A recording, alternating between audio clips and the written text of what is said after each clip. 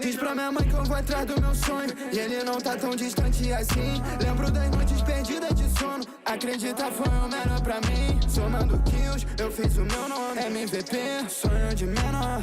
Seleção da LBFF. Brota na frente que vai pro esquece. Somando kills, eu fiz o meu nome. MVP, sonho de menor. Seleção da LBFF. Brota na frente que vai pro esquece. A decolagem foi autorizada. Vou quebrar caldo, dominar território. Com inteligência em qualquer mapa. Kalahari, bermuda do purgatório. Qualquer erro é fatal. Leva ao rebaixamento. Ser pro player na distância. Dedicação 100%. Objetivo é a taça e pulseira. MVP, o brabo da galera. Ser campeão da Liga Brasileira. Presencial, todo mundo na espera. Acredita no sonho, você pode vencer. Um vende a milho, outro era gari. Hoje tão na LB. Não vai faltar empenho, nem paciência. Na persistência, de carro com a ciência. Pra minha mãe que eu vou atrás do meu sonho e ele não tá tão distante assim. Lembro das noites perdidas de sono. Acredita, foi o melhor pra mim. Somando kills, eu fiz o meu nome. MVP, sonho de menor. Seleção da LBFF. Brota na frente que vai pro esquece. We are live for the second day of the second week of LBFF Season 6. And we will have groups B and A going at each other today as we see who will be the best team after the 12 blade.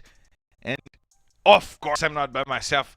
To start broadcast, I'm cited by my co-pilot, Carol Bombshell, who invites you to see all the great action that we'll have here today. And Carol, always a pleasure to be by our side. Thank you so much, Marcelo. And of course, we are here to give you guys an invitation to hop on the plane and go straight to the action that we are going to watch today. Especially because Bond, the team who was the best team on last Saturday, is back on the game. And they are going to bring us all the action that we watched last Saturday.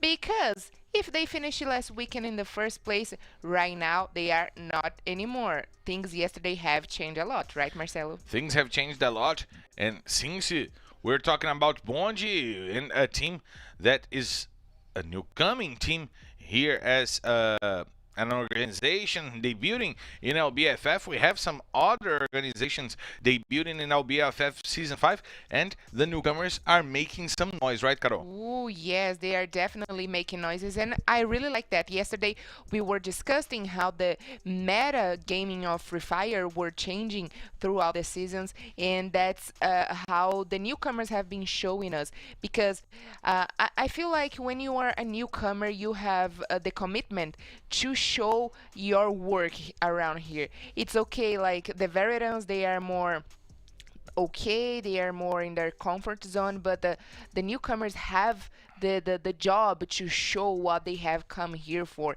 and that's exactly what have been happening yesterday. Tropa surprising us, being among the one of the best teams of the day, with at least 3 of their players debuting here. And that's amazing, Marcelo. I am really enjoying this season to watch all the new players, the new teams, and of course, our veterans that we like so much, like yesterday, Fluxo team, the best team of the day, giving us a show. Let's check the standings to see how we start this day. With Metagaming leading, Fluxo and Loud coming back to the top of the standings before on the 4th position, and Bond, who will play today, got to the 5th position, and now they have to climb back the mountain to be on the top. SS Esports had an amazing end of day yesterday, 50 points in the last 2 maps played yesterday. Team Coda Solid, who will try to perform as well as they did on the first weekend, coming back today. Vivocade needing to show up a little better. The current champions need to improve their game, as we see Chile in the 10th position, one of the new coming teams. Corinthians, who had a dominant run last season, in the 11th position, need to perform better as well. Real Esports in the 12th position, amazing day for Real as well.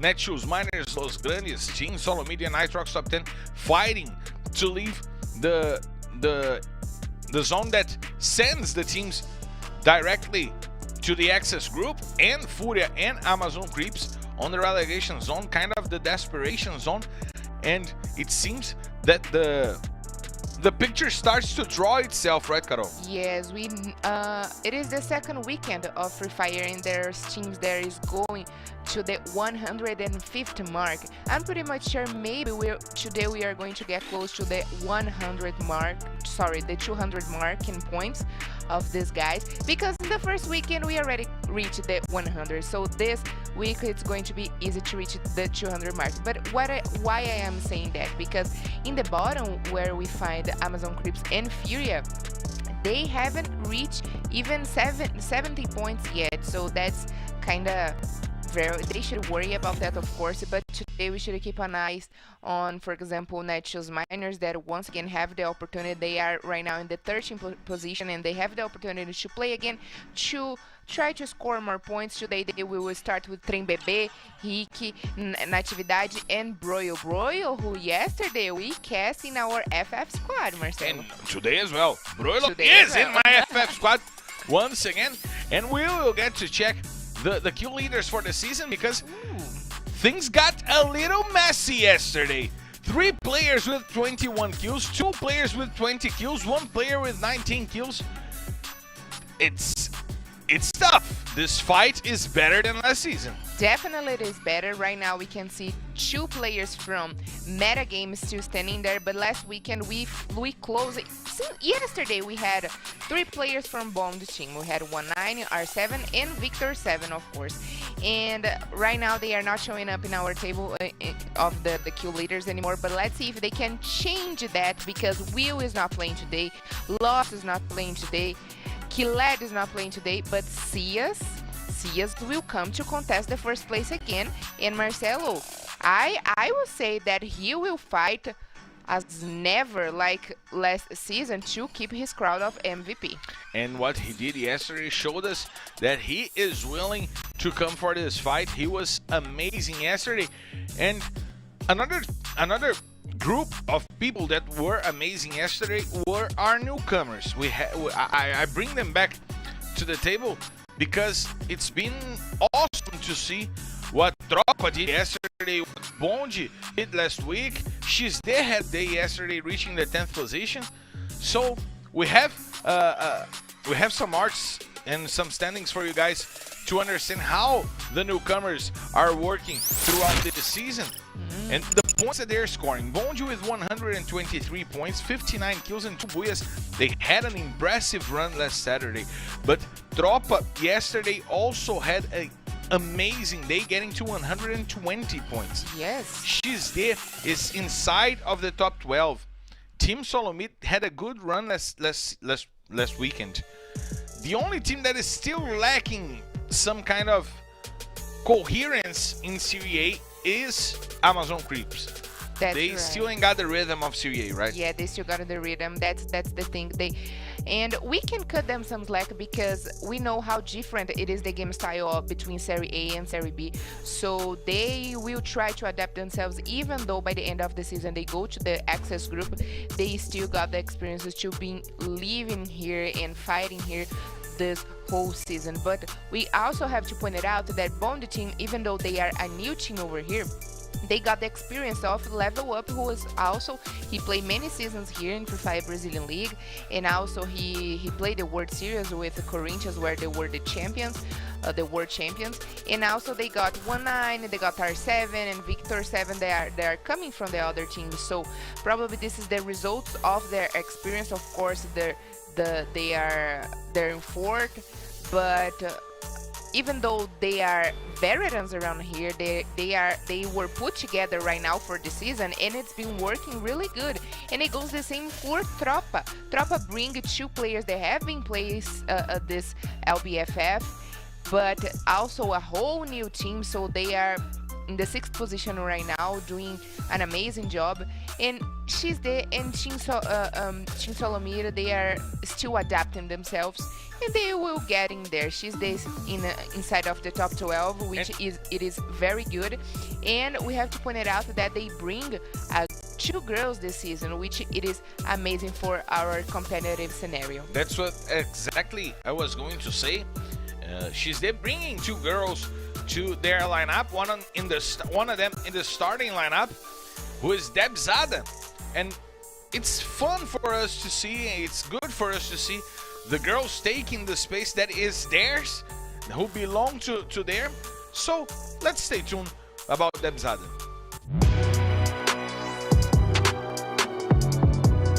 É um peso grande por ser uma das poucas mulheres a já ter jogado a Série A. Porém, isso não me trouxe muito nervosismo nem nada.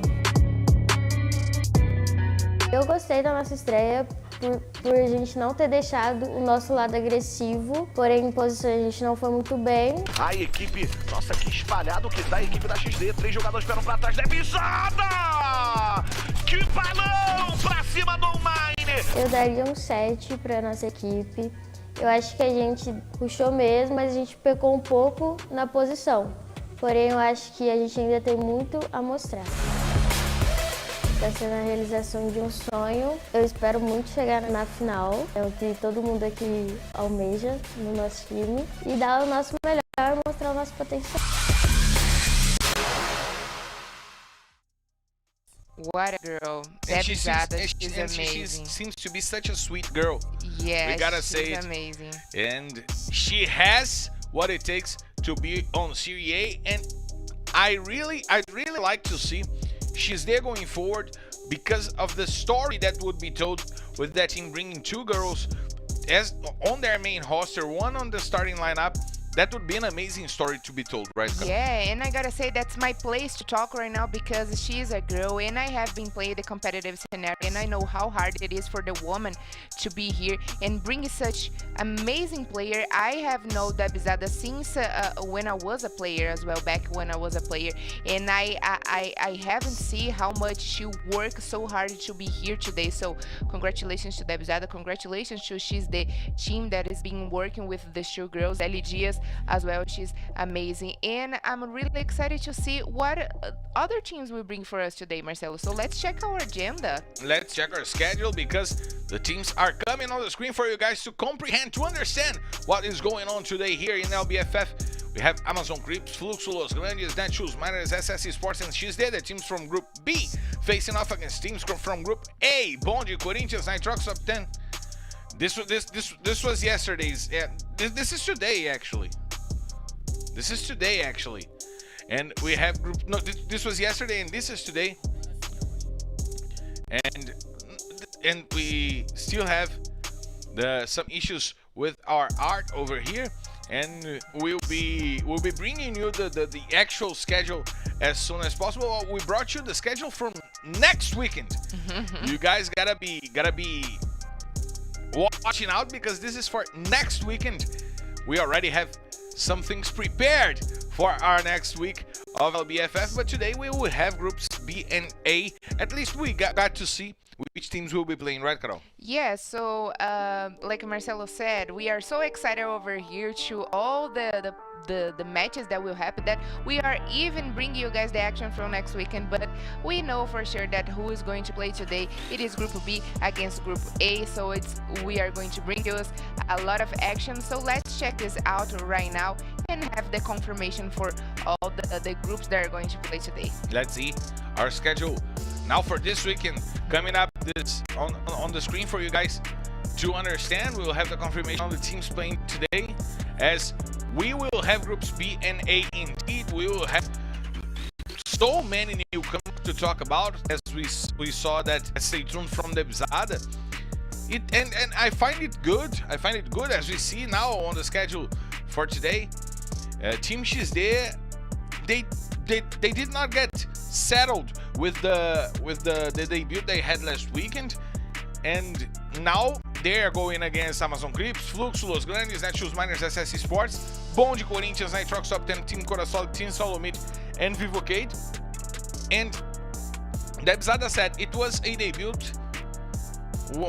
with a grade of 7 out of 10. Yeah, it was average. She was trying to say that was an average because on Saturday they went really good actually. I think they started on Saturday really good with a great debut, but they had a couple of problems to adapt themselves in on Sunday, of course. So let's see if this Sunday will bring them a little bit more of confidence, as we check out the games house over here. We see Amazon Creeps, Fluxo Team, Los Grandes, Netshoes Miners, Esports, and XD. And also, Marcelo, just let me do a quick observation, because Fluxo Team, we only have the 2 players CS. In fact, which tells me each one of the players play in their own room. Yeah. But in the other game houses, we see that all the players are all together. Do you think that makes more difference between the gameplays, for example? I think it's a matter of game style, how they choose to play. And just for you guys to understand, Debizade is sitting there with the back of the chair for this side. And I like to mention it because a huge amount of you guys will be facing back of Debizade chair. You know why, Carol? Why? Because we're clear to take off, so let's hit the skies!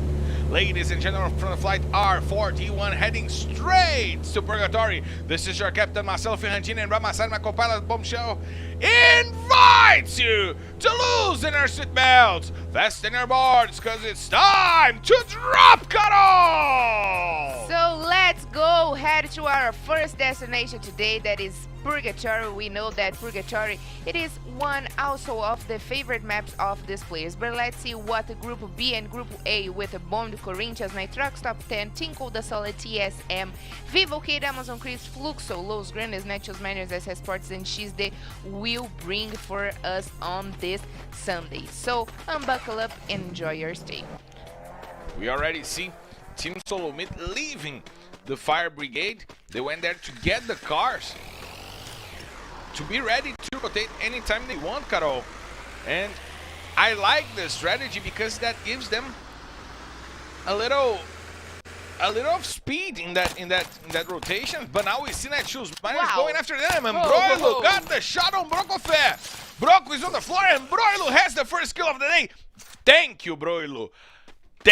My FF squad thanks you really much, Broilo. Was not only the first blood, but he got the first blood with the M500, which it is not the best of guns, but to start the round, the match was really good for him. He could make a good usage of this gun, and that was amazing. And Marcelo, talking about a little bit what you said about the rotation with by car, I'm not a huge fan of that because of the noise that the car makes. It can easily tells your position to your opponent, to your enemy. So I'm not a huge fan, but yes, I can agree that is a quickly rotation, even though someone can come and get the point where it explodes your car, but it is also kind of good. So I'm kind of, split in between. I like because it makes the rotations quicker, and we're in the middle of a season where the quick rotations are helping the teams. The teams who rotate quickly are the ones who get the best positions and who get the best fights. So that's why I enjoy it. And look at 1-9! Oh my God, the head was shining so bright that Angelo had no doubt, no difficulty to find that headshot on the player from Bonde. The Brazilian Saitama just went to the ground. Nice shot by Angelo and XD. Starting this fight against Bonde, 1-9 was trying to find the shots on the players from XD, but turns out that the newcomers are ready indeed, Carol. Ready indeed. And in Brasilia, we know that is one of the best cows of Purgatory. I keep talking about that because it is definitely the players come to dispute this drop call. And XD, they have come a lot of times here in Brasilia. That's their favorite drop call, and they eventually will find themselves fighting against another team like Bond. I'm pretty much sure they can right now share with the upper side and the middle side of Brasilia, so everything remains safe and sound. Not for TSM, that is already down to 3, Marcelo. Down to 3 and now being targeted by Fluxo.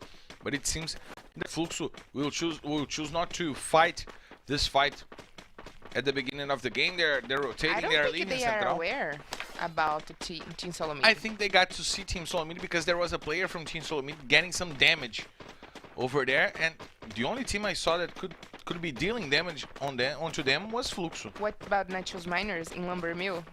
They got the first blood over them. But it was the player that was on the side of the players from Fluxo. Oh, okay, got it. So Yeah, I I'm saying don't think that was another team. No, I'm saying that because I don't see the approach of Fluxo team, but yes, you're probably right. And now we see Amazon Creeps getting to enter Brasilia from that houses on the top of the hills, and those are some houses that give you some advantage, at least at in the early stages of the game. So why leave those houses and go for Brasilia? Is Amazon Creeps trying to play the whole door strategy, trying to be inside of the main spot for the safe zone and be the door holders, Carol? Well, it is hard to say because we know that Brasilia is the center of the safe zone, and also we know that most of the safe zones goes to the middle of Brasilia. So probably they are trying to recenter themselves inside of it, and I don't think Amazon Creeps should engage in any early fights. So if their strategy it is to be in a spot where they are the door holders, they have to get the guts to do that. Amazing house. Wow. By Bond Squad. Look Looks at the like guys. a movie theater. A movie theater, indeed. And the nice center table. I like it. It's comfy. I'd play comfortable there. Actually, I think it is a movie theater, and they put their practice center there. Probably. That's amazing. The chairs are movie chairs, indeed. Yes. Those are not the gaming chairs that we are used to. It's probably those gaming. I forgot the word. But you know that chairs from Joey and Chandler on Friends. Mm-hmm. Now we have some gaming lineups with those kinds of chairs. And I believe that. But for real? For real. Oh, nice. And it's not that expensive. You may check this out. You might like it. It's comfortable. And now we see R7 trying to find the shots on the players from Amazon Creeps over there. They made their presence aware, and Bondi will be trying to take them out. R7, who led last week in kills and is still the kill leader for the season, but tied now with two players. Now Modeste is sent to the floor because Fluxo is coming for Vivocade.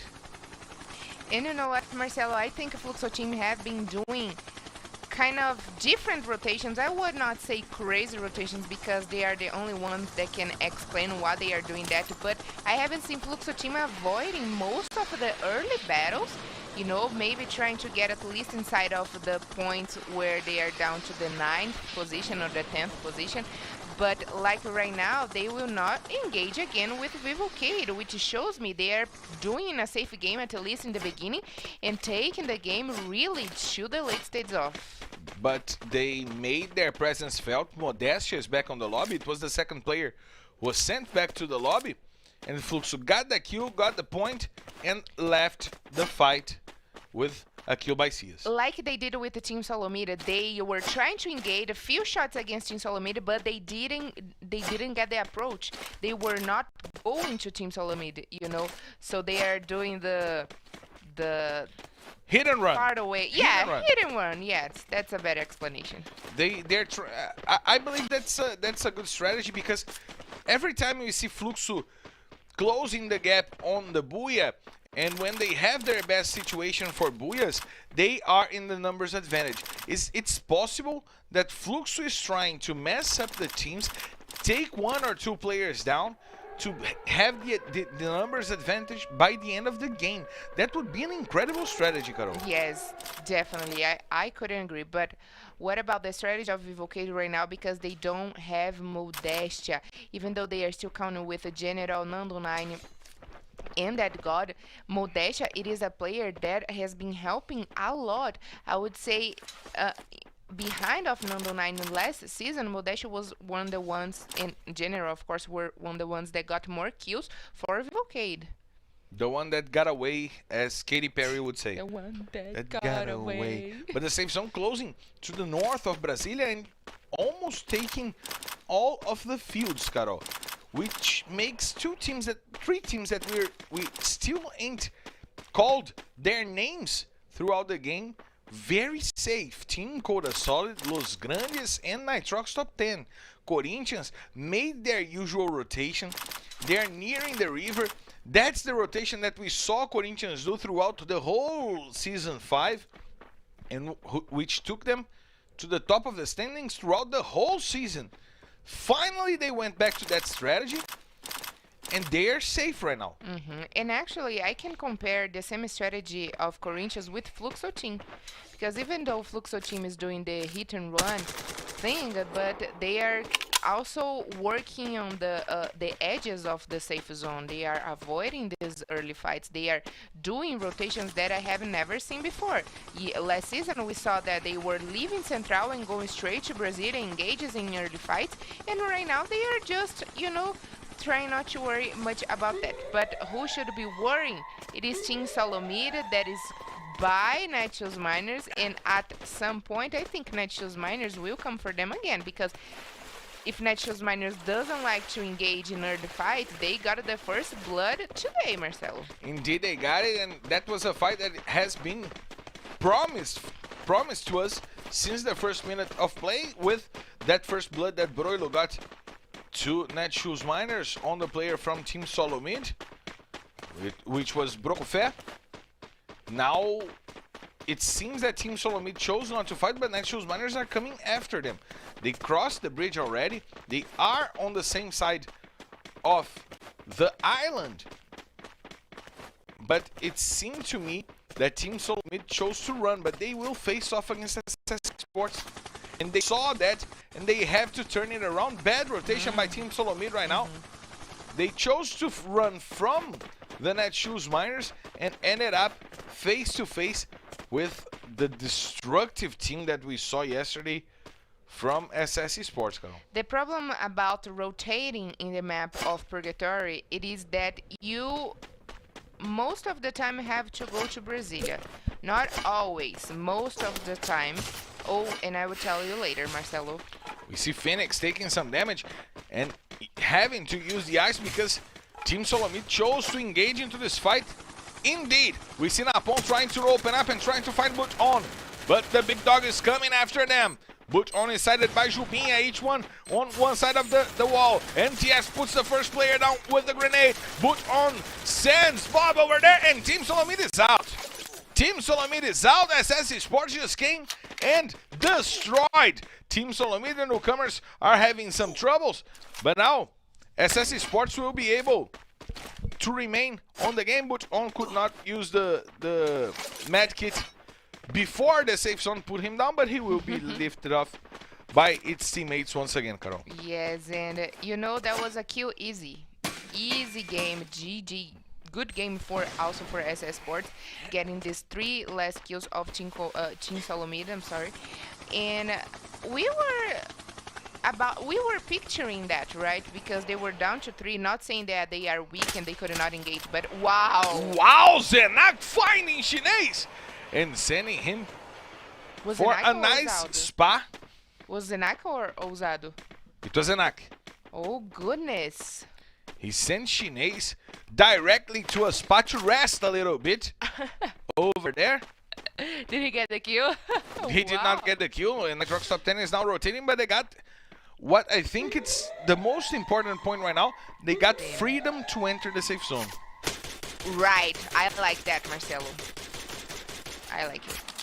They got space and freedom to enter the safe zone because Nitrox top 10 was forced to rotate. As we see right now, Netshoes Miners forcing SS Esports to rotate, but they forced them so much that they fell on the face of Vivocade. Now we see Nando 9 trying to find the shots. Players from Vivocade taking lots of damages in general, trying to use the grenades. He deals a lot of damage to the players from SS Esports. Nando 9 puts Butch on down. The big dog is down. And now Phoenix tries to use his good aim to rush on the players from Vivocade, but General sent put on straight to the lobby. Jubinha finds General over there. He gets the kill on General. Broilo was sent to the lobby as well. Jubinha and Phoenix gets 2 kills and put General down. Now there's only one player to fight for Vivocade, and there is not anymore.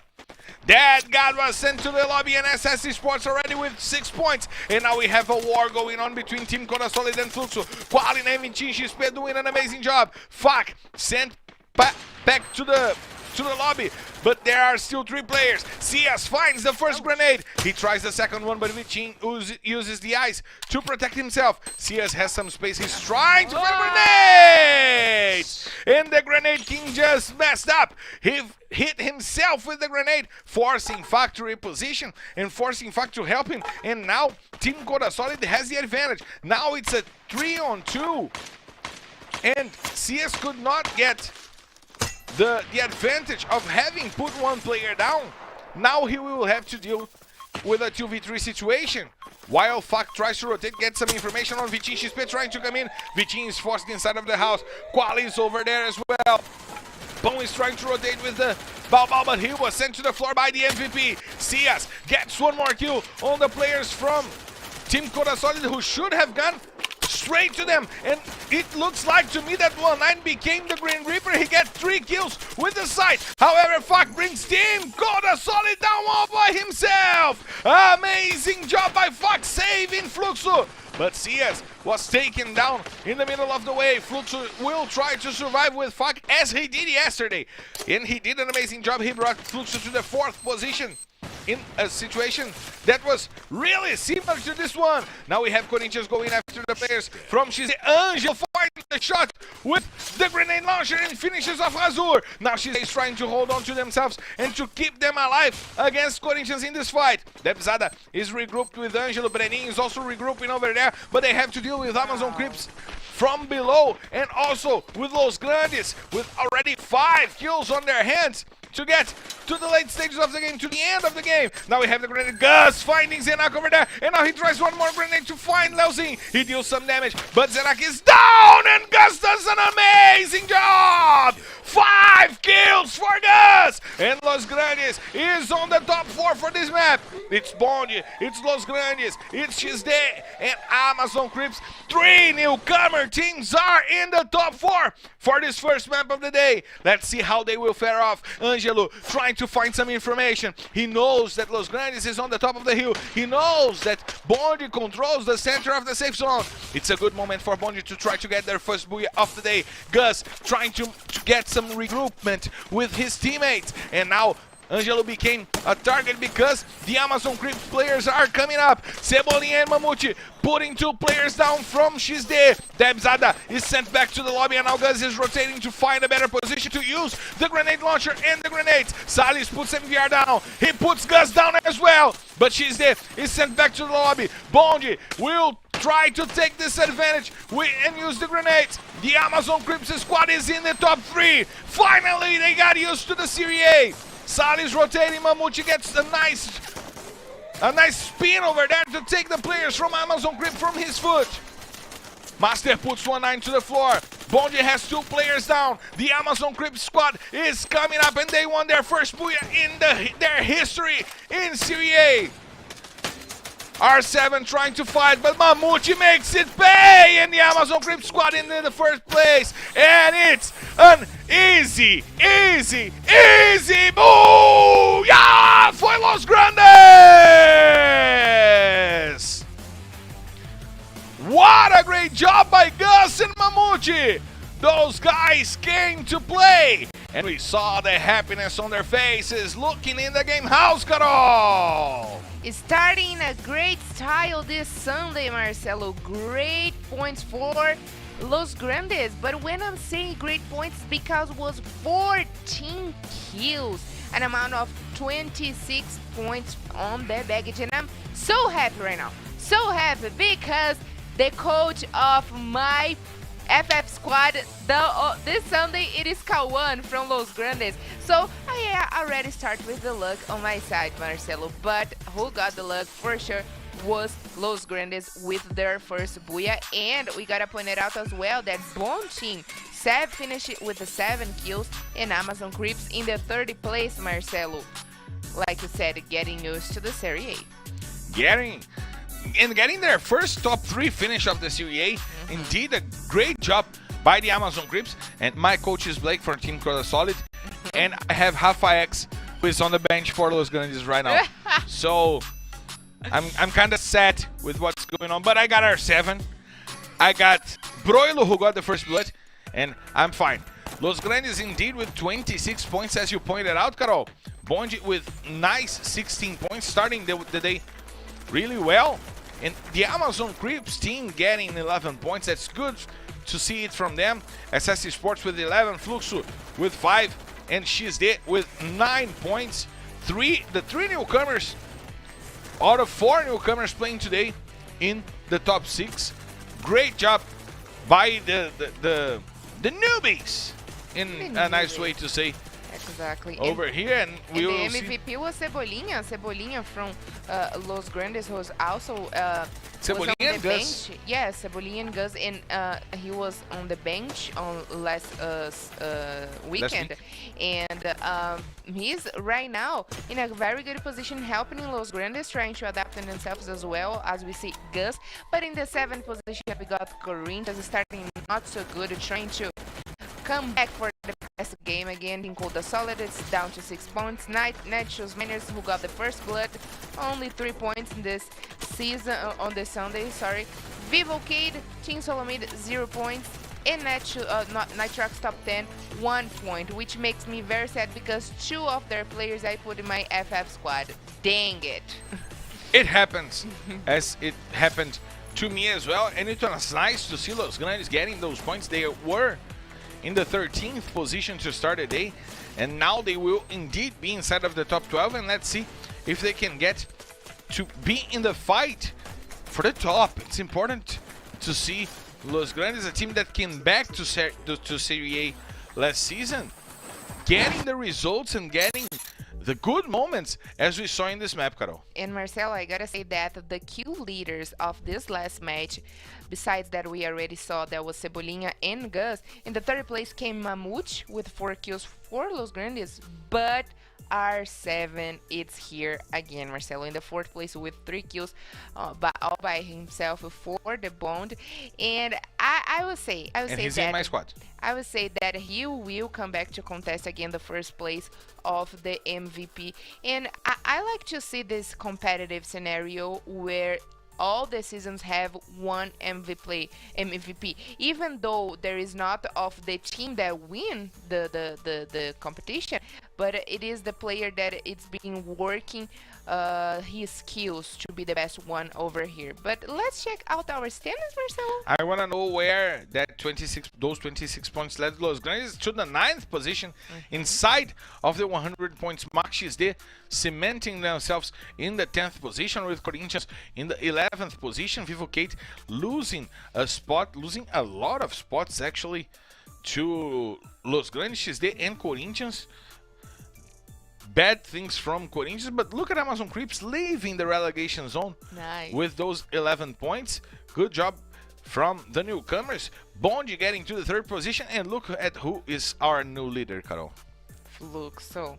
Follow the flow. Fluxo team is in the very 1st place with 154.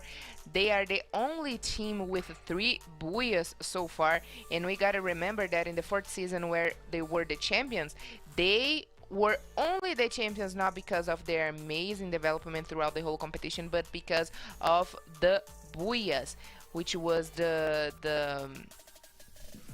which helps them a lot to, to go on and win the competition. So the guys should be aware of that, not only for the number of kills, but the number of the Booyahs, and be the best of yourself. But Bond will come also to come back to the 1st place, Marcelo. We already saw that they were in our top 3 in this last match, and they will come definitely to contest the 1st place. SS Esports is also coming after them, now in the 5th position and 1 point behind Loud.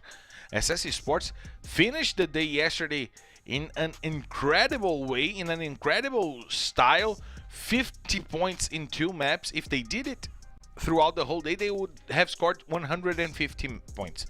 Just to give us the picture, it's an average of 25 points per map. So it's good to see SS Esports bringing back the game and being aggressive, as you saw in this map, going after Team Solomid, going after Nashville's Minor, and getting the points, Carol. And you know what I'm after right now? What do you have? Some water. I need to hydrate, and we'll be right back after a quick break. And now we see Mamute and Gus going over. Nando9 finds the head of Butch on and puts him to the ground. Gus puts Fence and puts Sainomi to the floor as well. MTS with 2 kills.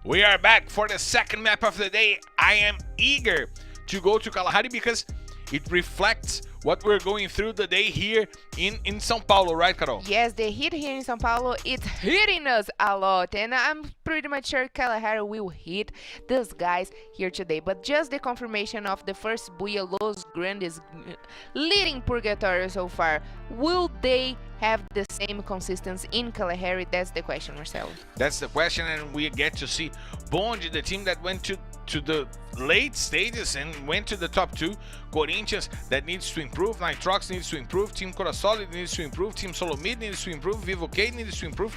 This page is made of people dreaming of flying high in the sky, but I got good news for them, Carol. What is the news? We're clear to take off, so let's hit the skies!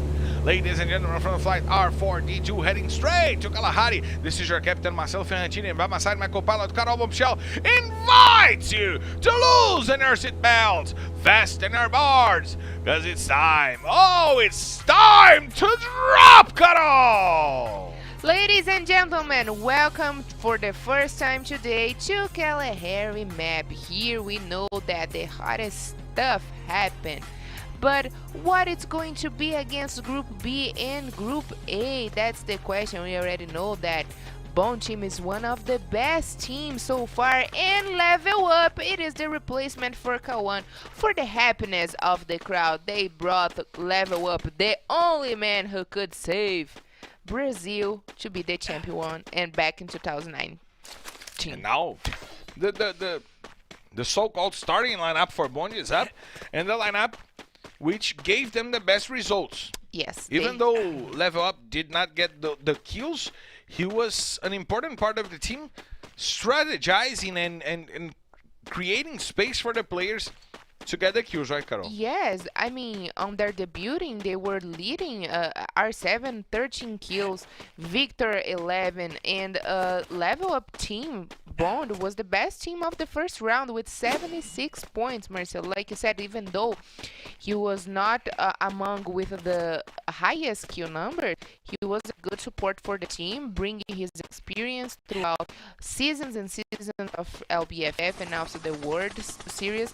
And I think Bone Team have everything that they needed to be the best team this season.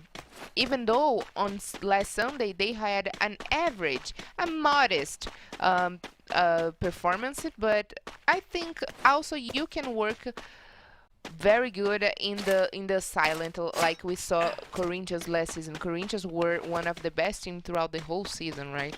And we're talking about the efficiency of Level Up in the lineup. He entered this week as the top assistant in the Bondi team. See? He had 9 assistances in nine maps he played. And even though he got only 7 kills, those 9 assistances were the highest number of the team, ahead of R7, ahead of Victor, ahead of 1-9. So the importance of Level Up is not only on the killing side, but the damage dealing side, right, Carol? Yes, exactly. And if we are talking, Marcel, about the best players, the best teams, we gotta point it out that the worst team this season in Kalahari were SS Sports. They only got 5 out of their 41 points from last weekend. So that's the worst map for them. But looks like Corinthians and TS Team Solomid is engaging, Marcelo. TSM indeed engaging against Corinthians under those oil rigs throughout the map. And now Napon is trying to find the shots. He chose to throw a grenade to nowhere, and now he is having to deal with the whole Corinthians squad repositioning and getting the high ground. But Bob has an even higher ground to fight with Brokofé by there, and the Bao puts a player down from Corinthians, but Brokofé had no one to help him. Vini Excel gets the first blood on the players from Corinthians, and Team Solomid sends Corinthians back to Itaquera to think about what they will do in Bermuda, because their Kalahari is now gone. Bao with the Bao, and now we have 11 teams playing, 44 players. The first blood goes to Team Solomid, and the first team wiped out is Corinthians. And Carol, we talked about SS Sports not having such good results in Kalahari, and last season that was their worst map as well. That was?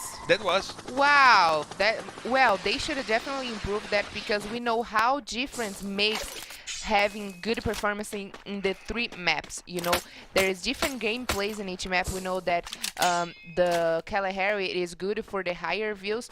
I am not really sure who is the support of SS Sports, but I know they are a completely team of Rush. They are really good in the Rush with frontliners. They have Buchion, that is one of the best players, but they should be working a little bit more on their sniper rifles, right? Because we haven't seen much of their usage in the SS Sports team, and maybe that explains a little bit why they are not so good in Kalahari. Of course, you don't have to be a sniper to play in Kalahari, but we know that in Kalahari you have to work really good the higher views. You indeed have to perform well with the top-down view, and the snipers are not being the strength of SS Sports. Indeed, they are working really well in the rush. Phoenix is doing much more of a rushing role instead of the sniping support role, and they are being strong on their rushes because they are going with Jubinha and Buton and Phoenix. They're overwhelming their opponents with their rush, but they can't engage into fights from a distance. Yes, from long distance. That's exactly what I'm trying to say here in Kalahari. Maybe that explains why they are not one of the best teams. Like I said, you don't have to be the best team in Kalahari, but you have at least to have good importance gaming play in each map. And in Kalahari is not working at all for them. And information on SS Sports regarding the map of the maps of last season. They got 4 booyahs in each map last season. 4 in Purgatory, 4 in Bermuda, and 4 in Kalahari. But in Purgatory, they were the 4th best team in the season. In Bermuda, they were the 2nd best team of the season. And in Kalahari, they were only the 6th best team in the season. Although they did not have although Kalahari was their worst map, they were still good in Kalahari. Oh, yesterday they were excellent. Yeah. 30 Booyah points were in Kalahari, so they were excellent. Let's see if this season will be in their favor with Kalahari. But right now, she's there in Nitrox top 10, Marcelo. She's there in Nitrox top 10, and she's there got the first kill of that fight. And now Angelo is trying to get the grenades onto the players of Nitrox top 10. Once again, he's rotating, trying to find a shot. Head uses the ice to save himself, and now Brenin puts Romeo down, but Head comes on and brings the Balbal to put Brenin down, and he will send Brenin back to the lobby. Angelo is also down because Head is making an amazing job. Now Debzada is on the floor. Will he save the whole squad? Will he wipe out? Ooh, she's there by himself. Luignat gets with the max 7 and puts Head down. Finally, Head is down. He confirms the kill on Brenin. And now Head and Romeo are down, and now it's a mano-a-mano fight, but Romeo was sent up once again. Bravo trying to run over there and trying to find the spot to get the players from XD. Now Debzada is on her feet as well, and the fight has become a 3v3 between Nitrox top 10 and she's there. One player sent back to the lobby at each side. And now Bravo trying to rotate, trying to find a good space to fight. Romeo still with low HP, and will have to deal with it. Now we see Head using the grenades and giving away his position, while Angelo and Debzada try to rotate. Angelo is cooking a grenade over there, trying to find a space to throw that Biriba up, and Luignat and Angelo rushed in, and they sent all 3 players down! She is there, gets the kills. Angelo with a triple kill, sending Nitrox top 10 back to the lobby, and the newcomers are making their names be spoken out loud, Carol! You have spoken yourself, Marcelo. She's there doing an amazing job, wiping out the whole squad off Nitrox top 10, but right now they will find themselves in a real trouble because SS Sports is about to engage with them, and there's 2 players of SS Sports with a double vector, Marcelo. Now let's see how this will go on, because MTS just sent Luignat back to the lobby with the grenades. Phoenix is rushing in. Angelo and Debzada will have to fight for themselves. Angelo sent Phoenix to the ground, but Butch on, and Phoenix once again overwhelming with the rush, getting Shizé back to the lobby, and that was what we're talking about. MTS is playing as the grenade supporter. He's the guy who is making people get blown up, and the other 3 guys are just trampling the opposition. We don't see Phoenix playing with the sniper as we saw last season. We don't see Butch on stepping on the brakes. He's just pressing forward and going after the players. Jubinha, it seemed to me that Jubinha got some of that Butch on spirit, and he indeed became the pitbull, became the big dog, and they are going after their opposition like madmen, Carol. Yeah, since yesterday we have been seeing a more aggressive style game coming from Jubinha. He was the best player of yesterday for SS Sports team, where he got at least 8 kills by himself in this specific map, Kalahari. And right now he's been showing us such a great consistency, learning from his teammate, Butch on, which it is amazing, and that's the spirit, right? To learn from your teammates and make the team better. But what is not so good for them right now, it is their position. Even though they are getting points for killing right now, they have to get inside of the safe zone, but it's going to be a hard mission because Netshoes Miners is right in front of them. But it seems that the Netshoes Miners are rotating, Carol. They have the opportunity to take the Netshoes Miners out of position, rotating, and with their backs turned to them. Let's see how they will get information inside of that house. Let's see how SSC Sports will deal with the fact that they are inside of the danger zone, and Netshoes Miners stopped to check what was coming from behind them. That might have saved Netshoes Miners because they had no idea SSC Sports were coming from behind. Yes, like I said, right now it's going to be maybe a hard mission, but oh, Bon Team and Los Grandes, Marcelo. Bon Team and Los Grandes once again facing each other, and Los Grandes, who had their best on the past map, they got the booyah on to Bonde once again starting the fight with advantage. Mamute, it seemed to me that Mamute came back to the first week of last season where he destroyed his opposition, and today he is having a great day. Already 5 kills for him in the day.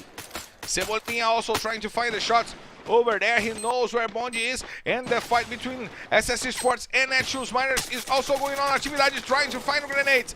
Phoenix and Butch on coming and rushing onto the players from Netshoes Miners. Nativa goes to the floor. Utrain tries to hold with the Baobao. He rotates to near to where Broilo is, and now SS Esports have the number advantage because Natividade was sent back to the lobby. And SS Esports, with the aggressiveness, is forcing the players from Netshoes Miners to retreat. Meanwhile, Fluxo is fighting against the Amazon Creeps, and Team Coda Solid is also there. But now Team Solomid is coming for that party with SS Esports and Netshoes Miners. Bob puts MTS to the floor. Now Pon sends Jubinho with a grenade. One more grenade coming in. He can hit Butch on. Lots of damages taking players from SS Esports, and Team Solomid is coming after them. Utrain uses this space to steal some kills and get some points for Netshoes Miners. Napon, he's rotating. He has the opportunity to go through the window, but he chose to rotate through the houses. He knows the Netshoes Miners still have players inside of that house as well. He saw Broilo over there, and now Broilo is forced to retreat, forced to rotate to where Utrain and Hick are. And now Phoenix is trying to save himself with the eyes. Him and Buton still alive for SS Esports. Let's see how Team Solomid will do this. They are using the eyes to go over the house and play from the ceilings.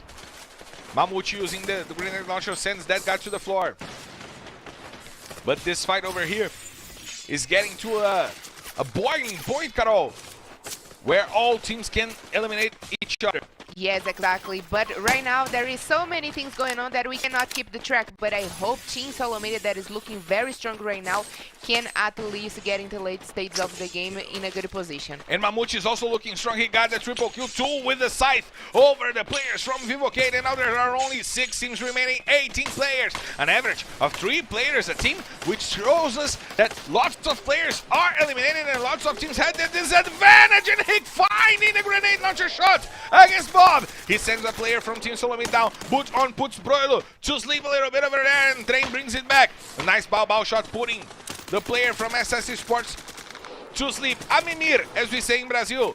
Phoenix is inside of the house, and there are tons of players lying down on the ground. Brocofé puts 2 players down from Netshoes Miners. He gets 2 kills for the good Team Solomid squad. Netshoes Miners are out of the game. SS Esports are out as well in the 5th position. Good job by SS Esports keeping themselves alive to the end of the game. Amazon Crips left the game in the 4th position, eliminated by Fluxo by Cias. Now MVR gets the first takedown against the players from Team Solomid, and he takes as well the 2nd player. And now Los Grandes has 9 kills and is in the top 2. Now it's Los Grandes against Fluxo. Can they go for the double booyah to start the day in an amazing way? 3 kills for MVR, 3 kills for Gus. Cebolinha, 3 kills for Mamute. They are splitting the 9 kills in between themselves, while Fluxo has 2 on the hands of Cias, in the hand of Japa BKR, and 1 in the hands of Godkill. Let's see if Fluxo will have the power to fight this 3v4 against Los Grandes.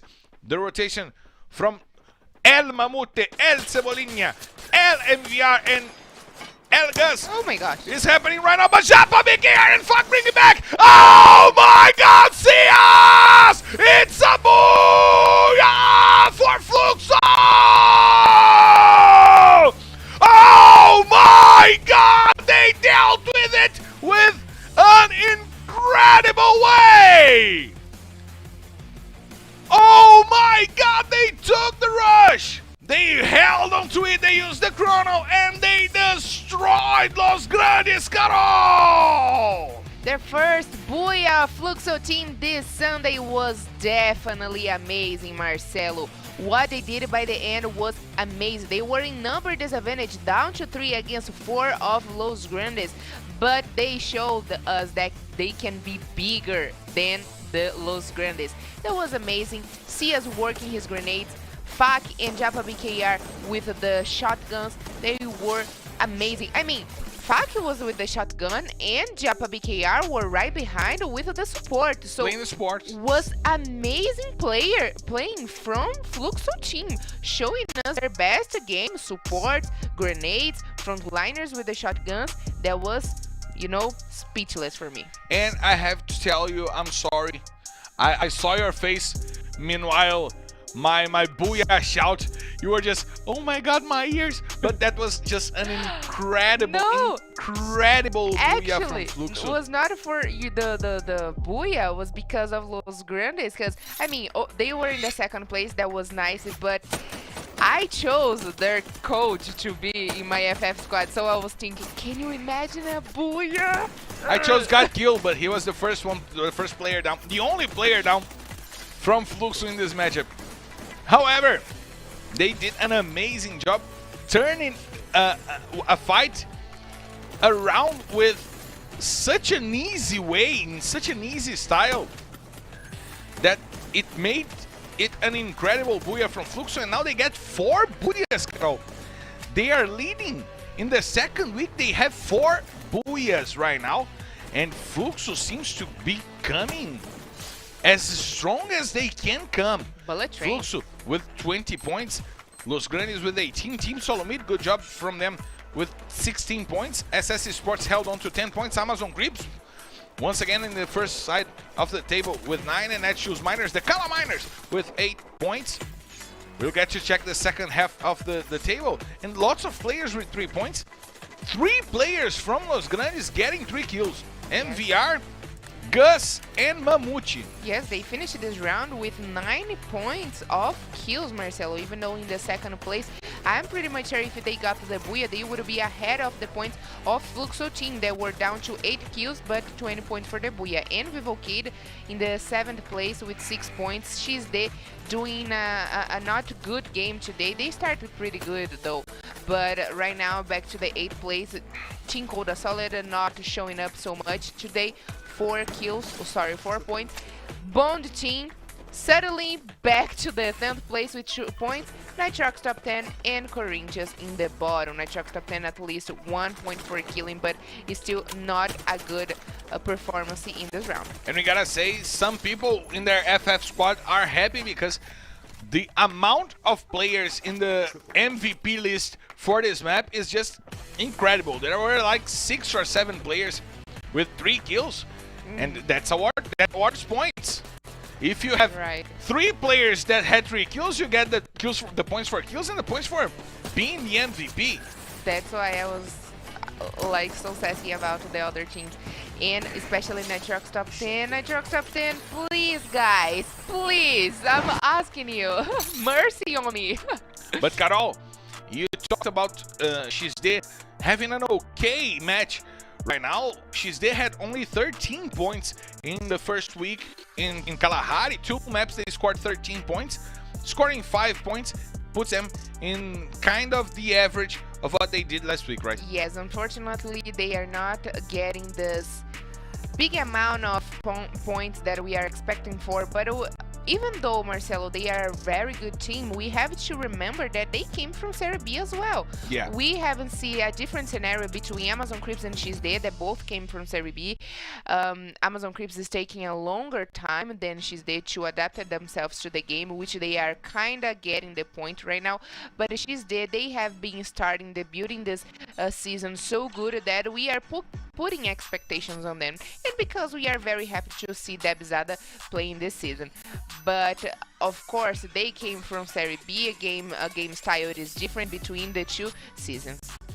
And we got to see how this Kalahari map impacted our standings. That will come on the screen for you guys. Fluxo still leading now with 174 points, and what I said, Carol, 4 booyahs, 72 kills. Fluxo is going for the 100 points for killing in the 3rd or 4th week. They will reach That's it ridiculous. in the 3rd or 4th week. That's insane. That's insane. And the tiebreaker, Marcelo, you finally remember the word for me, the tiebreaker, which it is important, so important. We gotta remember that in the fourth season, in the finals, they were tied with Loud, and because of the tiebreak of Buyas, they won the competition. And look at who got to the fourth position. SS Esports is climbing back the rankings, and it's an organization that we are used to see them on the top of the standings. Former champions of LBFF, a team that always brings a thrilling squad for us to see. Last season was not different with that same squad that we are watching today, and finally SS Esports keeping the same squad from one season to another. Yes. They changed from season 3 to 4 to 4 to 5, but 5 to 6 they stayed with the same squad. And Marcelo, Los Grandes getting to the top 8. Let me just do a quick observation about Team Coda Solid. We haven't talked about them at all today. They are doing the silent game, but they are too silent. Too silent. I cannot see, not even talking about. I mean, I saw a couple of shots of coming from the team, but we were talking about them so much on last Saturday, talking about Peck, Quali, Pão, that today I don't even remember them at all in the first two matches. I like to say that at each map we have the protagonists, as I usually talk to you, and the side cast, I mean the support cast for the stories to be told. Last week, Team Coda Solid was a protagonist. This week, they are supporting roles. They are playing as supporting roles. Them, Nitrox Top 10 is part of the support cast of those two maps. Netshoes Miners, Corinthians is being a part of just a supporting cast for this week. Vivocade as well. They are just being those teams where we see them get trampled by the teams that are being the protagonists today. Fluxo, Los Grandes, a protagonist today. SS Esports, a protagonist today. Bond, a protagonist today. And we had our eyes to these exactly same teams that we keep talking a lot about, SS Sports, because they are doing so much throughout the whole games. And that's why we are keeping talking about them, but it's not because we are not worried about the other teams, but we expected more of the other teams as well. And the confirmation for the two first Buyas of today, in Purgatory we have Los Grandes and right now Fluxo team. And let's check out how the expectations of the guys for the next map, Marcelo, because mine are very high. I gotta say, I loved the mobile that Cias is using. It's stylish, it's white, it matches my shirt. I liked that mobile phone that he's using. But I gotta tell you a surprise, Carol. What is that? There will be no hydration because we're clear to take off, so let's hit the skies!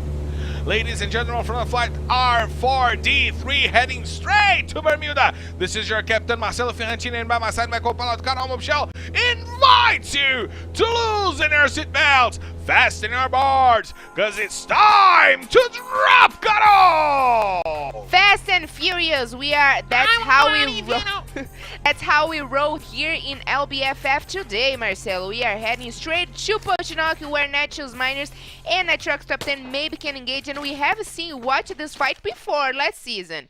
We haven't seen that Netshoes Miners were not engaged. Nitrox Top 10 were chasing Netshoes Miners mad dogs, but let's see what Netshoes Miners will do right now, because they have the opportunity to score a few kills, early kills. It seems that they chose not to fight as we are used to. Netshoes Miners getting to some of the drop calls. When they find some confrontations, they retreat. And I kinda understand why Netshoes Miners does it, but it's just bad for the team. They do not have confidence to fight in the early stages of the game, and that leaves them as a team that is prone to not have a good drop call, to not have a good loot, and to get to the late stages of the game with less resources than other teams. Because if they stood up for their drop calls, they would be able to get better equipment, perform a better rotation.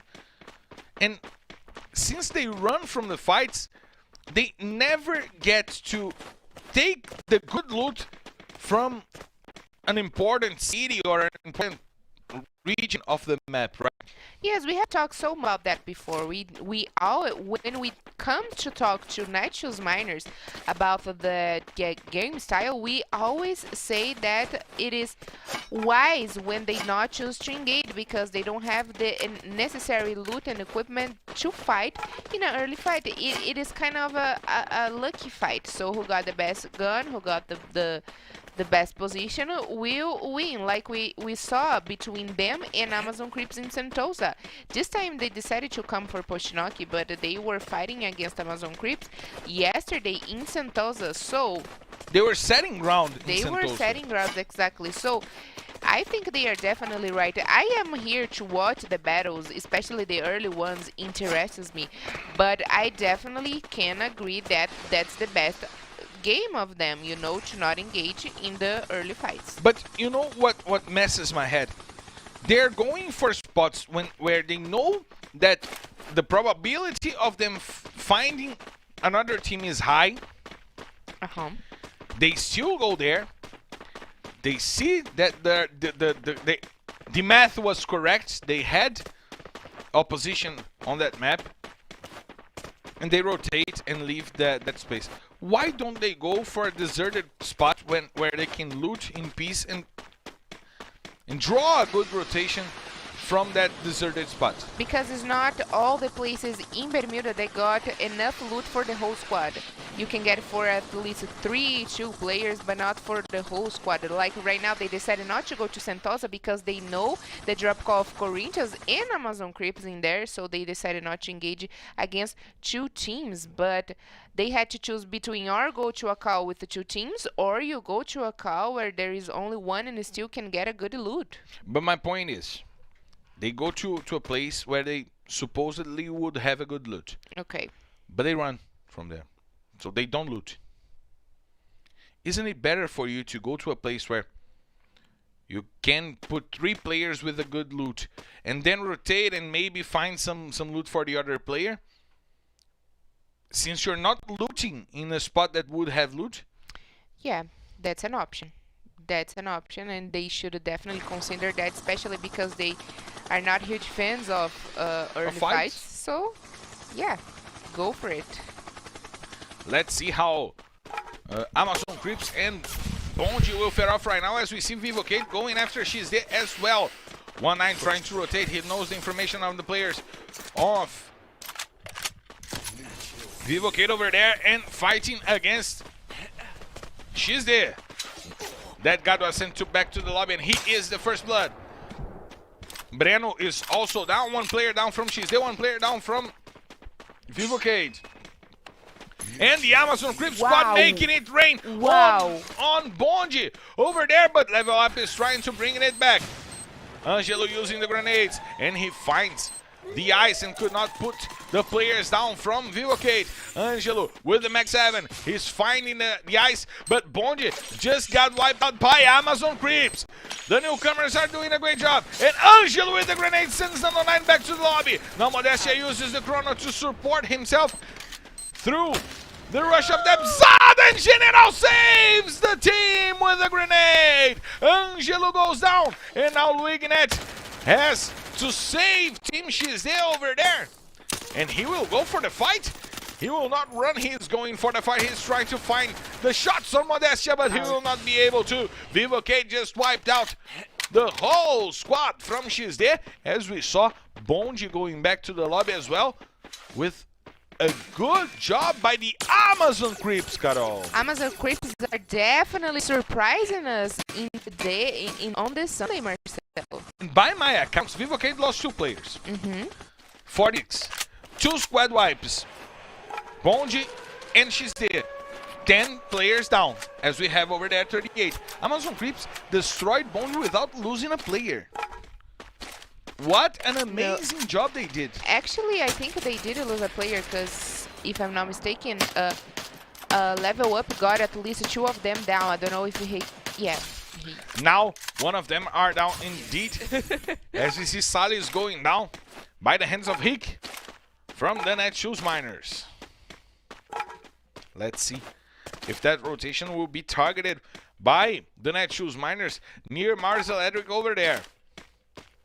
We see Hick rotating, and Amazon Creeps left the fight with Bonji with no players down. But actually what we're trying to say is that Level Up got 2 of the players before down to the ground, you know, but he could not finish it, which it is an amazing gameplay coming from Amazon Creeps. We having this matched squad, you know, the team players working very good, protecting each other.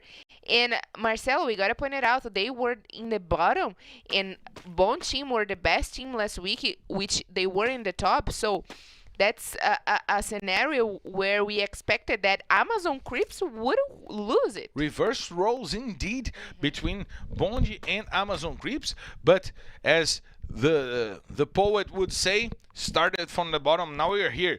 And Amazon Creeps is bringing a good game today. Maybe they got the time to adapt themselves to Serie A, and now they are starting to loosen up a little bit, to relax a little bit, and find their game. And I like their game in Bermuda. We saw yesterday they had good games in Bermuda. Yes. They performed well in Bermuda. And it seems to me it's their go-to map. It's their map of the heart. And I don't know if you noticed it, but they did not went to Sentosa like yesterday. Yesterday they went to Sentosa and engaged against Netshoes Miners, but both of the teams, Netshoes Miners and Amazon Creeps, decided not to go because of Corinthians. They chose not to go because of Corinthians, and that made them good. They performed really well in that fight against Bonji. The only problem is that they sent Salis way too much ahead of the team to fight Netshoes Miners, trying to gather the information and to know how that rotation would happen, probably because that's not the usual rotation for them. They needed the information, and they lost an important player in that moment. And we gotta say it was 1 versus 3, right? So the strongness coming from Netshoes Miners against one play was way too big, and like we said, this too much early engagement of players like SS that we have talked before, it is no good. So hold your horses and wait for the right moment.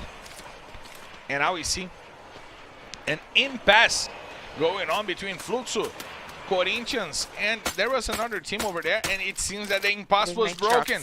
Nitrox top 10 indeed, Carol. And it seems that the impasse was broken because Japa BKR chose to open fire on the players from Nitrox top 10 that are rotating to the other side of the bridge. To Sentosa, isn't that right? Because, I mean... And that's way out of the safe zone. And Corinthians is still there. And I tell you what, Marcelo, when the safe zone goes to Sentosa, it is a trick safe zone. So the players should be definitely aware of that. And we're going to have an engagement between them, Marcelo. The engagement is going on, and Leozinho puts Bravo to the floor. The first player is down by Nitrox top 10, and Corinthians now has to find a better fight with Ousado and Leozinho leading the charge. Corinthians without Gelo playing today. Leozinho subbing in for Gelo for the first 3 maps of the day. And Ousado, who led the team in kills last season, is still trying to find his best game in this season. We see Head and Sinead leading the charge for Nitrox top 10. And Sinead, who was one of the best players from Nitrox top 10 last season, to get out with Vitor 7, who is Ibonji right now, will be the one leading the charge. We see Bravo and Romeo playing the back lines for Nitrox top 10, as we see the Netshoes Miners coming up for Corinthians. The safe zone is tricky. It will mess up with some strategies, and poor shame for Amazon Creeps that didn't go for Sentosa, that didn't fight against Corinthians for Sentosa, because they would be really comfortable right now. But let's see how this will fare off. Cotatua and Sentosa are the safe zone, and the river is part of the safe zone. Cape Town is out, and Los Grandes will have to rotate and to go through the Team Coda Solid, as we see Modestia still trying to keep Vivocade alive and going to the same spot where Los Grandes is trying to control. Let's see if they will face off against each other, as we see Team Solomid facing off against Amazon Creeps. Amazon Creeps who sent Bonji to the lobby, and now GL uses the chrono to survive the grenade over there, and now Vini XL is trying to go over, but GL puts him down, sends him to the floor, puts him to sleep, and upon with the grenade puts GL down. Now the grenade is working for Team Solomid as Vini XL is going to go back to the lobby. But now the fight goes on, and opponent Brocofé! 2 sniper shots by Brocofé! 2 kills with the grenade for Napon, and Team Solomid destroys the Amazon Creeps and send them back to the lobby in the 10th position. But now they have the space to rotate. They have got a tour to take for them, but the safe zone closed to the north of Sentosa and to the river, Carol. What a tricky safe zone. As you said, it's all inside of the river. Yes, and look at the door holders for the side of Cotatua. It is Fluxo team, and probably Esports will share the spot with them, but Team Coda Solid will try a dangerous rotation through the river, and they are not aware that Los Grandes is in the bridge. They don't know that Los Grandes is on the bridge, as you said, Carol. And now we have Hazuri leading the charge against the Nexus Miners. And what happened to Nitrox Top 10? No! What happened to Nitrox Top 10? And now Team Coda Solid dealing with Los Grandes and sending Los Grandes 3 players down already. Now Hazuri puts a player down from Netshoes Miners. Back and Vichin gets the kills and send Los Grandes back to the lobby. 8 teams still remaining, and the fights will have to happen because the space inside of the safe zone is really small. They have to fight by the side of the river on the Sentosa side and on the Cotatua side. The space is really small. No bridges are inside of the safe zone. You have to fight on the coast. You can't fight inside of that river. If you are inside of the river, you're just dead. Right now, everybody is looking for the waters, for the treacherous waters near Sentosa and Cotatua. And I tell you what, Vivocade is very well positioned. They got a very good position, as much as Fluxo team does. So right now, they got maybe the game in their hands. They have the opportunity to take that game. As we see Team Coda Solid still rotating, still trying to find a good spot. SS Esports also with a good position by the edge of the river and by the edge of the safe zone. But Team Coda Solid is having some trouble to enter the safe zone. Vichin XP taking lots and lots of damages, and Pão goes down because of the gas. But now they have to deal with Vivocade. Pão was sent down, Vichin XP is also down. Quali is trying to come up and to save his teammates, and look at Quali! The quick scope shot putting down the player from Vivocade, and now Team Coda Solid gets the opportunity to get the better positioning that we were talking about, Carol. But the safe zone closed to the other side of the map. It closed to Sentosa and not to Cotatua. Now it changes everything. Half on the bridge, half on the sea, so it's going to be... Oh my heaven! And look at Godkill with the sniper rifle with the AWM, trying to put SS Esports down and out of the game. A good takedown, but SS Esports now have, once again, their 4 players still up. It's a fight that goes on, and Godkill finds Jubinha. Jubinha is down. MTS has to go and help. The grenades are coming in from Godkill and from CS. Jubinha is still down, will not be able to go back to the game.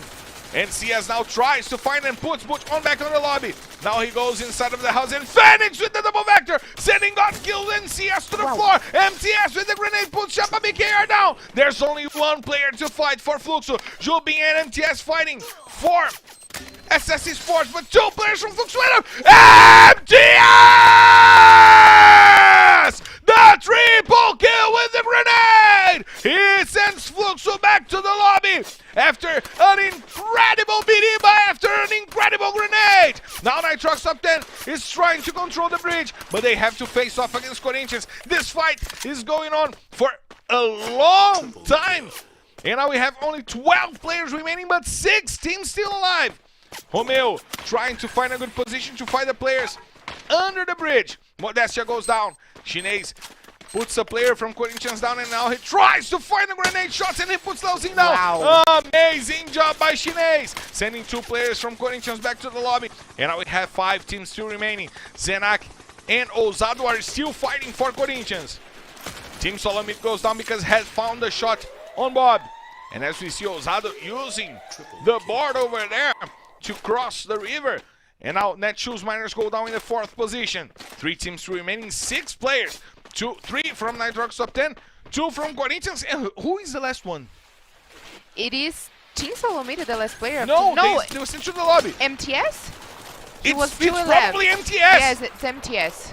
It's probably MTS. Ousado and Head fighting on the river. Ousado sends Head to the floor, and it's empty. Yes, but he will not be able to survive anymore. Ousado sends him down, and Bravo is on the top of the bridge, and they will go down for the gas. So it's Booyah Corinthians! Smart play by Ousado. Intelligent play by Ousado. Kudos to my man who used the board to keep himself reeling on the river and rolling high in the sky, Carol. Amazing stuff coming from Ousado. And Marcelo, I'll tell you what, that was one of my favorite matches in Bermuda, because we see who got the guts to survive, to be the last survivor in that tricky safe zone. That was definitely really tricky, where the players I love this match. Could not, have much what to do. And still, they had a lot what to do. Nitrox top 10 got a good position on the bridge. MTS could handle as much as he could. And Ousado, really intelligent, using his med kits, waiting for the last 2 players of Nitrox top 10 coming down. But I love this match as well. The safe zone was in our favor for the show, but who gave the show was Corinthians with their first booyah here today. I just love this match. I love when the safe zone goes against all odds and brings us one of the best games we've had throughout the whole season, but we have to check out how the teams scored in this matchup, because Corinthians will lead, but lots of teams got lots of points, and we gotta know it because it changes our schedule, right, Carol? It changes the picture of the season. Yes, exactly. And we gotta check sooner or later our best moments and the points of the players. But like me and Marcelo are saying here, there was one of the best matches that we have watched in Bermuda so far because of the trick zone, the trick safe zone, of course. And Corinthians in the very first place with 18 points was an average point for the Bui in general that we have here, right? And Nitrox top 10 coming with 16 points. Head was the MVP, the player from Nitrox top 10. Esports with MTS remaining alive silently. Great grenades coming from him in the battle between them and Fluxo team. Team Solomita 10 points. Netshoes Miners breathing very badly in the late stages of the game. That big mess with the 9 points, and Vivo Kid with the last 2 players alive against Team Coda Solid. They still score 2 points and in the 6th place. And you're talking about the mess that was in the end of the game? That was my favorite battle between teams. That battle was Fluxo incredible. and Esports was amazing. What the intelligence between the 2 teams. You see that God Q, he was working the support, and while Cias was working his grenades, and the exactly moment Cias got a satisfaction amount of grenades damage, he left the house and go for the kills, but still, we know that the Pitbulls, the Mad Dogs coming from SS Sports, they got also great performance with the gun. And the game changer in this battle that got me going in this battle was when Boot on rushed to inside of the house, put a player down from Fluxo, and that forced CS to go back inside of the house. That was the moment where SS Sports won that battle, because CS was inside of the house, got killed was inside of the house, and Japa BKR was lying on the ground after getting a grenade shot. MTS just found the Kobe and sent Fluxo straight back to the lobby. An amazing battle between those 2 teams that are bringing the fight once again this season. To a whole other level. To another level, and we got to see how this will be pictured in our standings that will come on the screen for you guys to check.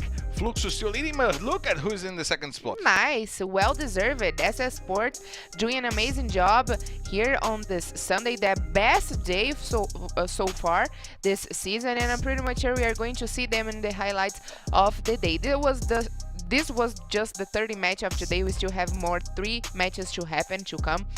But so far, I'm enjoying what I'm watching. Fluxo team, SS Sports doing an amazing job. And finally, we could see a little bit more of the game of Team Cold Solid that we have been waiting for.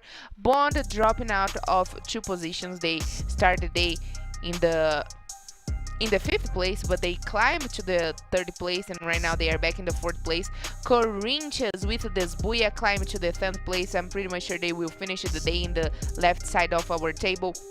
She's not having again a good match, but is still trying to hang in there. Vivocade remaining in the very same place in the 11th position. Nitros Miners dropping out of positions again. Nitrox top 10 finishing this last match in the 2nd place, help them in a couple of points, but there's still a long way to come to reach the top 12, and Amazon Creep still remaining in the same exactly place. But it's good to see that the teams are kind of starting to play here today. We saw something more from Nitros Miners. We saw something more from Nitrox top 10. We were asking it about them. Corinthians got the Booyah. We talked about Corinthians. Vivocade stood up until the end of the match. Team Solomid stood up until the end of the match. Team Cold Solid was important in that last exchange. We saw more from the teams in this matchup, right, Carol? Yes, of course. And if we are talking about to see more, what Amazon Creeps did against Bone Team was amazing. Amazing. That's exactly what a game style that Serie A's ask you to do. So Amazon Creeps, they are reaching the point of Serie A, right? And we are watching a good day today. Yesterday, of course, was way more aggressive. But we are reaching a point where things is starting to get even more interesting. Corinthians back in the game with the Booyah. Fluxo team already got another Booyah, 4 Booyahs for them so far. Los Grandes not had a very good match, this last one in Bermuda, but is still among with the best teams of the day. And you wanna check out how this game from Amazon Creeps was not working for Serie A, and now it works a little better. Amazon Creeps has 24 points, 4 kills. That is their fourth day of play here in Free Fire Brazilian League.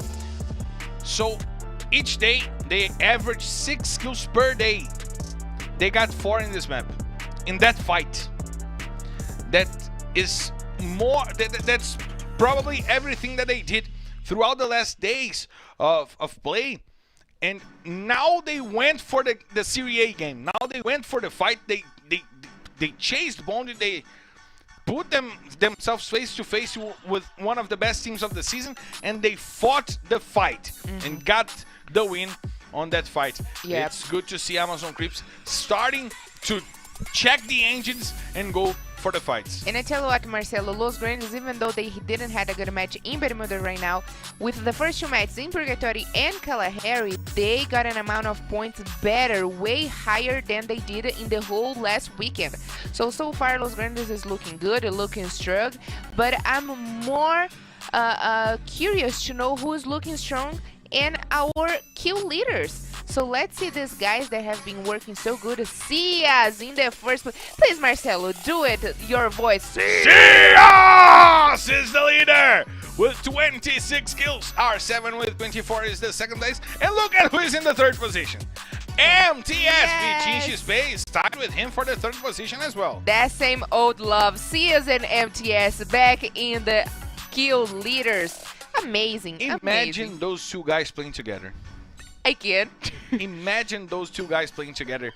I can imagine. No, and I can't, because do it. they should definitely close LBFF, because both of them would destroy. Both of them are so good with the grenades. But you can do it, you know. You can do it in our FF squad team. You can put MTS and CS to play together. You can put MTS, CS, and R7 to play together. You can put MTS, CS, R7, and Vichinchi Span, Lost, and whoever you want, if you have the money, of course, and if you don't care about your second day of play. They are because too you have to do expensive. your economics. They are too expensive to put all of They are them too together. expensive. I You- would spend all my money if I put CSR7 and MTS. They are too expensive. I'll try to do this one week. I'll spend almost all my money in the first day of the week, and the second one I'll play with players that cost $10. But you can try and see if you can create your lineup in FF Squad. And I got to check my FF Squad, so let's take a little break for us to check out how our players are doing. I definitely need a break right now after this match because it was a good match. So let's take a break. And now it's the control post zone getting disputed between SS Esports and Team Corasol. V-Team puts 2 players down with the grenade, but Pão and Alokio now on the floor.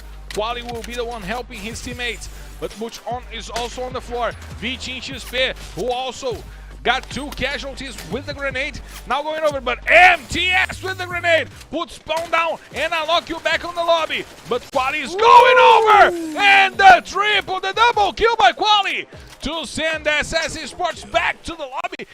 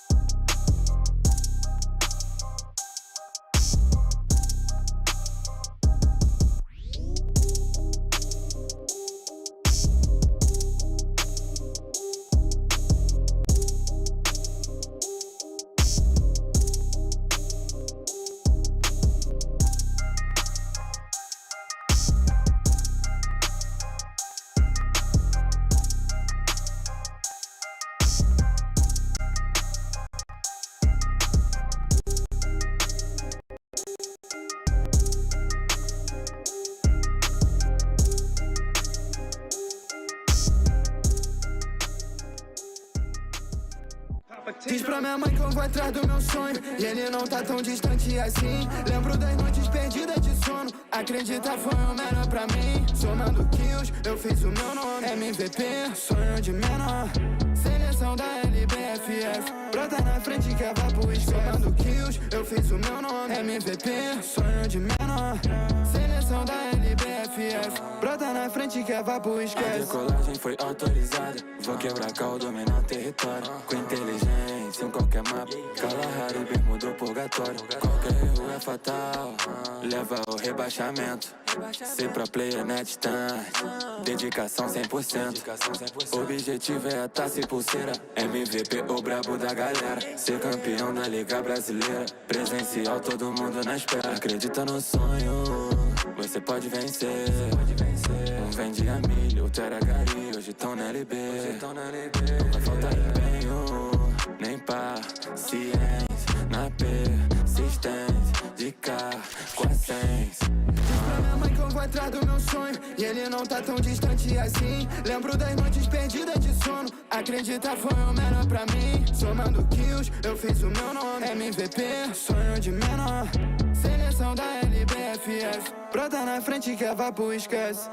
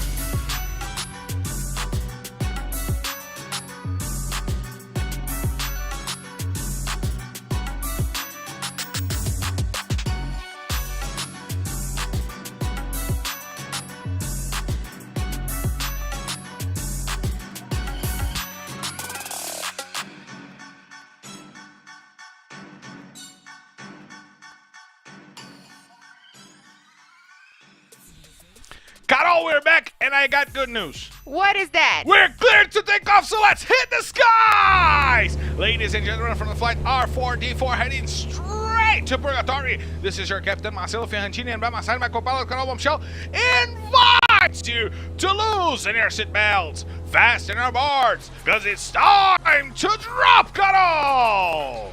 So let's drop back in Purgatory, our final map in Purgatory. So be aware of each fight that is going to happen, because this is the last time we are going to watch today this team playing against each other. It looks like Esports and Team Solomid. They're going at each other, And now Team Solomid has to reposition. There were players on the watchtower, and now Bob has to reposition, get closer to its teammates. And it's important for Team Solomid to survive this fight, but SS Esports, in a good moment for them, going after players that are close to them and letting them fight the way that they like to fight, going head-to-head against some teams, making Team Solomid retreat from the quarry.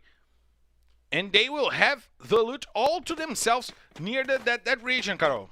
Yes, of course, and I'm just trying to check their favorite drop calls of SS Sports. Of course, we have been watching them the whole last season, but in Purgatory specifically, they really enjoy to go to Quarry and Golf Course. And looks like this time, Team Solomid were trying to engage against SS Sports, so they have to be aware that they are one of the fierce teams here in FF's LBFF. Let's see how they will fare off against Fluxo right now. Fluxo that they usually chooses to play the late fights, now having to deal with a Xde, eager to get some points. They need to improve the day that they're having here today. And now DZN has the sniper. He came into play in place of not Bebzada as he was doing it throughout the rest of the week, but now we have the first blood coming from Team Solomid against SS Esports. SS Esports already loses a player, and I will check out here. Oh my gosh, look at that. Look at that. But on trying to run away on the mountain. Climbing the mountain like a goat. Is using the side of the mountain to keep himself alive, but Napon knows about it, and he's trying to go from above to get to, but on he's jumping, he's climbing the mountains.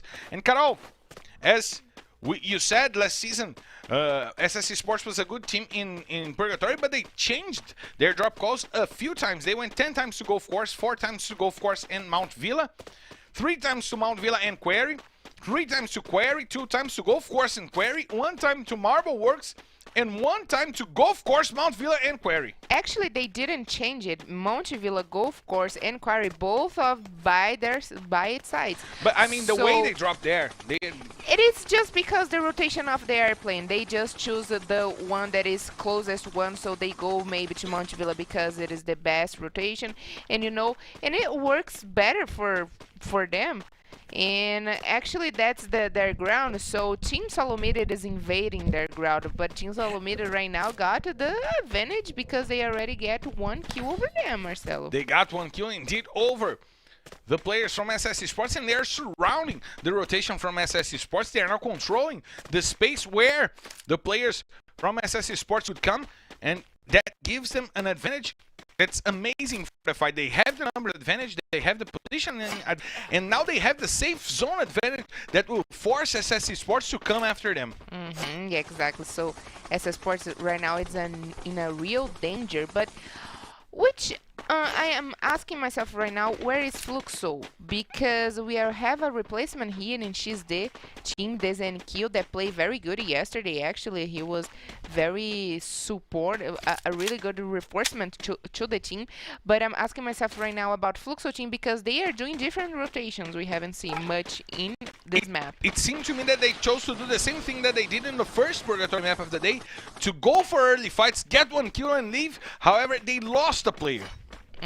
And so they chose to play safely. And we have changes in Team Coda Solid as well, with Alokyu coming in place of Peck.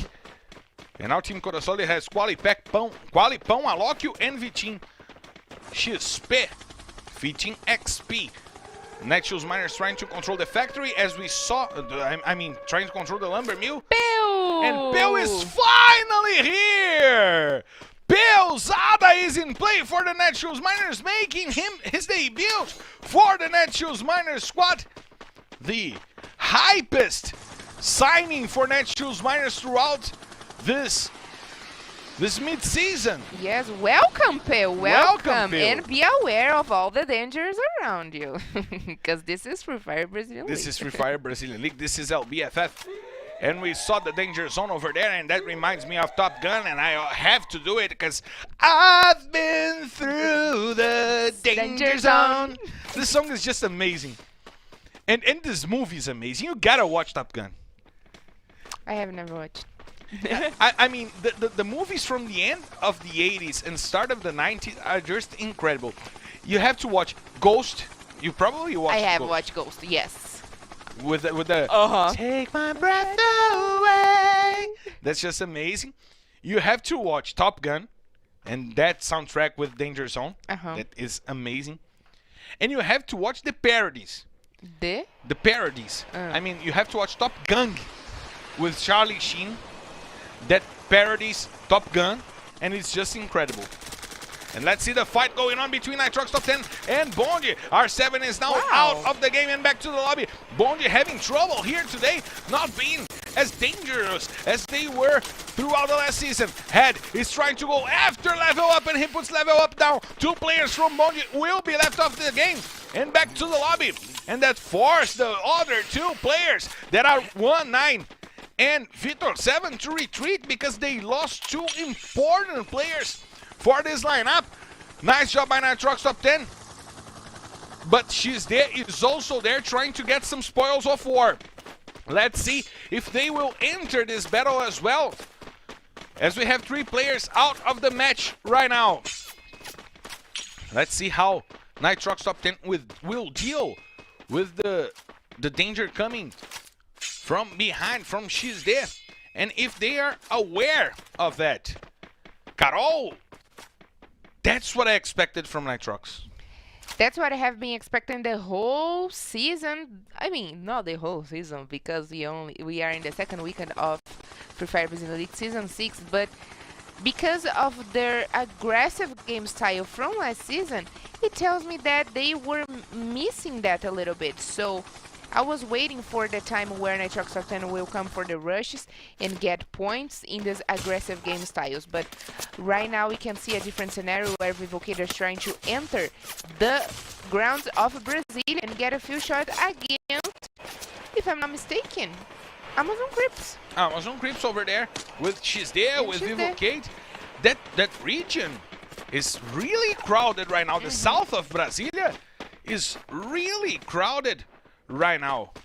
And even though we have few players back in the lobby, we still have the 12 teams allowed and alive, and it tells me that Brasilia will be the center of the next safe zone because all the players are heading to there, and we like to see the neighborhood of Brasilia always crowded.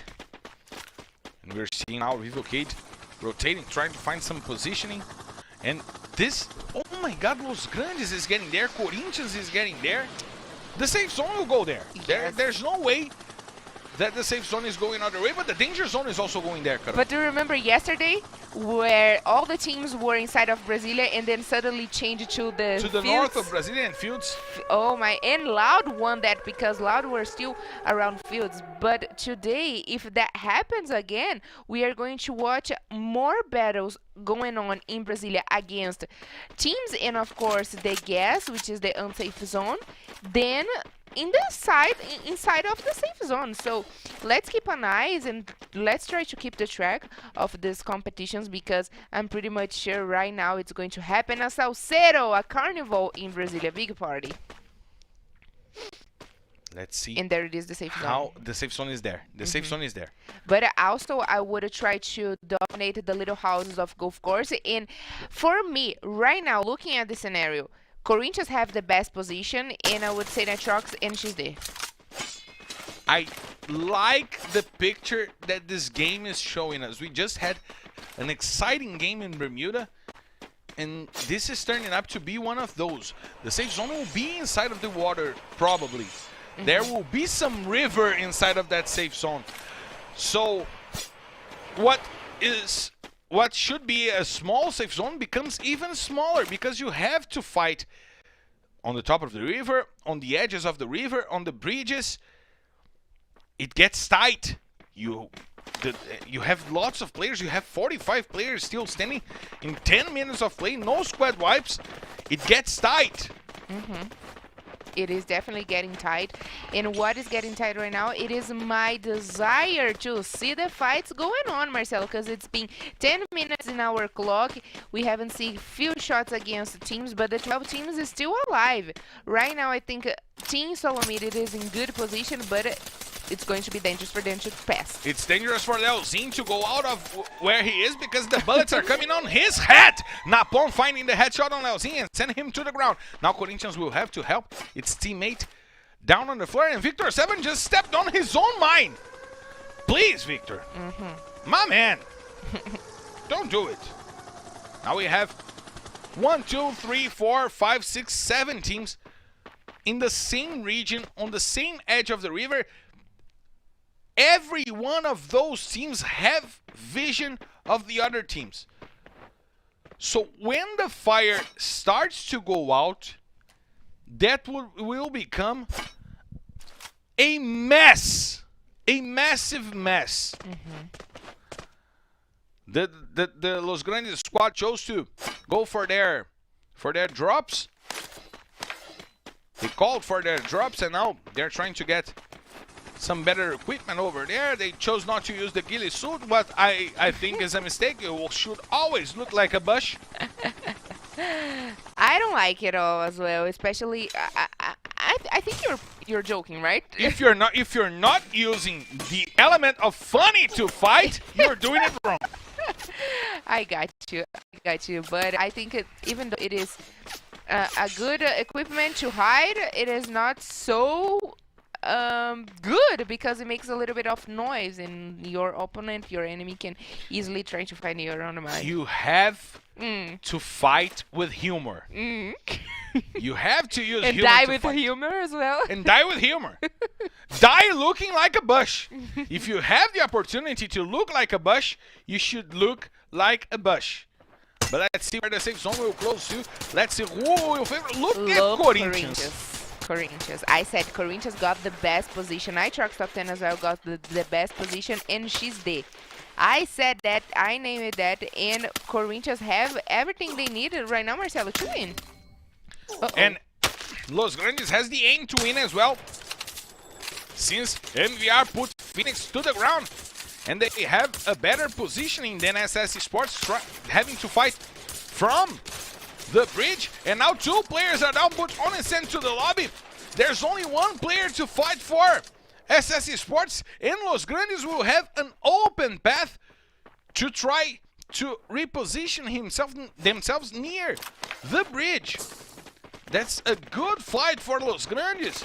That will leave them with lots of advantage on top of the bridge that can be the center of the safe zone. Napon steals the kill on Phoenix over there. And there's only 1 player to fight for SS Esports. What a poor play by SS Esports right now, engaging into this fight against Los Grandes. And let's see how Netshoes Miners will do in this fight against Team Coda Solid. Quali is already on the floor. Broilu is trying to find the shots with the sniper rifle. And we have Fluxo going after the Team Solomid, and she is there going after Netshoes Miners. Only 2 players still standing for Netshoes Miners, Broilu and Pilzada. Pil crossed the river, and now he's in a dangerous position, but he's by himself because Broilu was left behind on the other side of the river. Quali is using some med kits over there to rush and to rotate with the Team Codasol that was far, far away from the safe zone, and that's what they get. They get an M249 bullet to the head, and Pong is now on the floor because Vivo Kate will be the door holders for them to get inside of the safe zone. As we see, she's there controlling the south of the safe zone, and Netshoes Miners rotating. They will have to do either Vivo Kate or she's dead. Team Coda Solid going through the same feeling, and Quali is on the floor and he's back on the lobby. Alokyu will go to the floor as well because of the gas. General has the opportunity to score a few more points over there if he gets the kill on Alokyu. Alokyu will go down because of the gas fully. And now Vitinho XP is the only player still standing for Team Coda Solid. Netshoes Miners are down because Vitinho XP found the grenade on Pil. And SS Esports is also down because Jubinha was sent down by Vini XL. 10 teams remaining. Finally, we get some squad wipes over here. 15 minutes of play, and now there's no way to run. Yes, they hold the game so much for the end states of the game, Marcelo. And right now we are going to see us working some grenades. And he finding the grenades on Bob 7, getting the kill. But now Bomb brings it back with an amazing grenade, stopping Sia on his track. But now ViniXL goes down because Japa BKR has the aim. He has the skills, and he will go for the kill on ViniXL. Vitin XP puts Nando 9 down with a grenade, surviving for Team Coda Solid, but not long enough. Salis puts him down for the Amazon Crips to get some points. Sias was sent back to the lobby, but Fak brought it back with a nice shot from the Mag 7. Got Q getting the kill on Cebolinha as well. Fluxo playing for the final stages of the game as we're expecting them from it. 1-9 mistook the shot from the grenade launcher and sent himself back to the lobby. Fak now going after the players from Los Grandes and sending Mamuchi back to the lobby. Los Grandes now with 3 players to fight. Leozinho puts Gus down. Fak goes down because of the safe zone, and Leozinho finds players in Flux to go down because of the safe zone. The whole squad went down because of the safe zone. And now MVR goes down as well, and Los Grandes is back to the lobby. 20 players remaining, and now look at what Chinese did! Wow. Look at the grenade launcher from Chinese! Sending Amazon Crips into lots of trouble. Another grenade coming in. Now GL and Sally trying to survive for Amazon Crips. Leozin puts Debzada to the ground. Corinthians trying to control the center of the safe zone. They had the advantage throughout the whole match. Debzada, Angelo, DZNQ, and Wignet fighting for XD. Now Romeo is going to try and send the players from Amazon Crips back to the lobby. The double kill gets now to a quadra kill from Romeo, a penta kill from Romeo. He has 5 kills. And now there was only Salis to fight, but he will not survive it long enough. And Bravo gets the kill. The Nitrox top 10 squad with tons of kills for them. As we see the last safe zone coming in. Vivocade going after Nitrox top 10, but Romeo got 1 kill on them. 6 kills for Garoto Romeo on the players from Vivocade. Now he goes after that guy. General is on the floor. He will get another kill. 7 kills for Romeo with the double vector. Amazing game for them. And Vivocade is sent back to the lobby. Chinese with a nice kill. 10 kills for Nitrox top 10. Now they're trying to go after Team XD, Team XD. Romeo still leading with the double vector. 18 minutes of play. Chinese finds the grenades on the Bizada. Puts her down. And Head will try to finish her off. Zenak steals the kill for Corinthians, and Team XD is down because Chinese and Romeo just came in. 13 kills for Nitrox top 10. Now they have to deal with Corinthians and the last player from Bonde. There's still a player alive for Bonde. Corinthians goes down. Nitrox top 10 has 16 kills, but Victor brings it. Not longer enough. Nitrox top 10 will be wiped out. Oh my God, Victor! Oh my God, it's a booyah for Bonde! What? They didn't know that Victor was still alive! They stood up and started celebrating! And Nitrox top 10 lost the easiest booyah of their history! Victor 7 made it count! And Bonde gets an incredible booyah, Carol! What happened? I just wish I could have seen right now the faces of the players from Nitrox top 10 because they were this close of the booyah. And Victor is a former Nitrox top 10 player, Carol! What happened, Marcelo? Oh my goodness. Let's just check the replay because even us couldn't keep the track of what happened in this last moment of the booyah because Nitrox top 10 finished the round with 16 kills. They would go to the 71 if it was not for what? Look at that. Head and Chinese finished off Corinthians and they stopped. They stopped because they thought they were celebrating. They were celebrating. They thought they won the game. My goodness. But Victor went out of the ice that he was hiding into and got the 3 kills. My goodness! He got 3 kills and a booyah! That was incredible! And he got the 3 kills because the players just stopped to celebrate. Just stopped to celebrate. We saw the camera. Our cameraman thought Do you remember that Nitrox top 10 won. Even our cameraman thought Nitrox top 10 had won. Do you remember that happened with Vivo Kid and Los Grandes Yeah, last season? when that Nando 9 got the he booyah. was celebrating, then suddenly out of nowhere Mammoth came and got the booyah. Because guys, you have to be aware of that. The game just ends when it ends. So be aware of the last players alive. Be aware of the numbers there is in the upper side of the screen. And gotta note, The only points Bonji scored came from Victor 7 in the last minute. They got 2 kills, 1 kill went for the safe zone. And the only points that they scored in this matchup came from that move from Victor 7. Bonji had no kills. they would Nitrox Top 10 would get 28 points if they got the booyah. 29 if they kill points. Victor. Exactly. 29 with 1 more kill for Victor.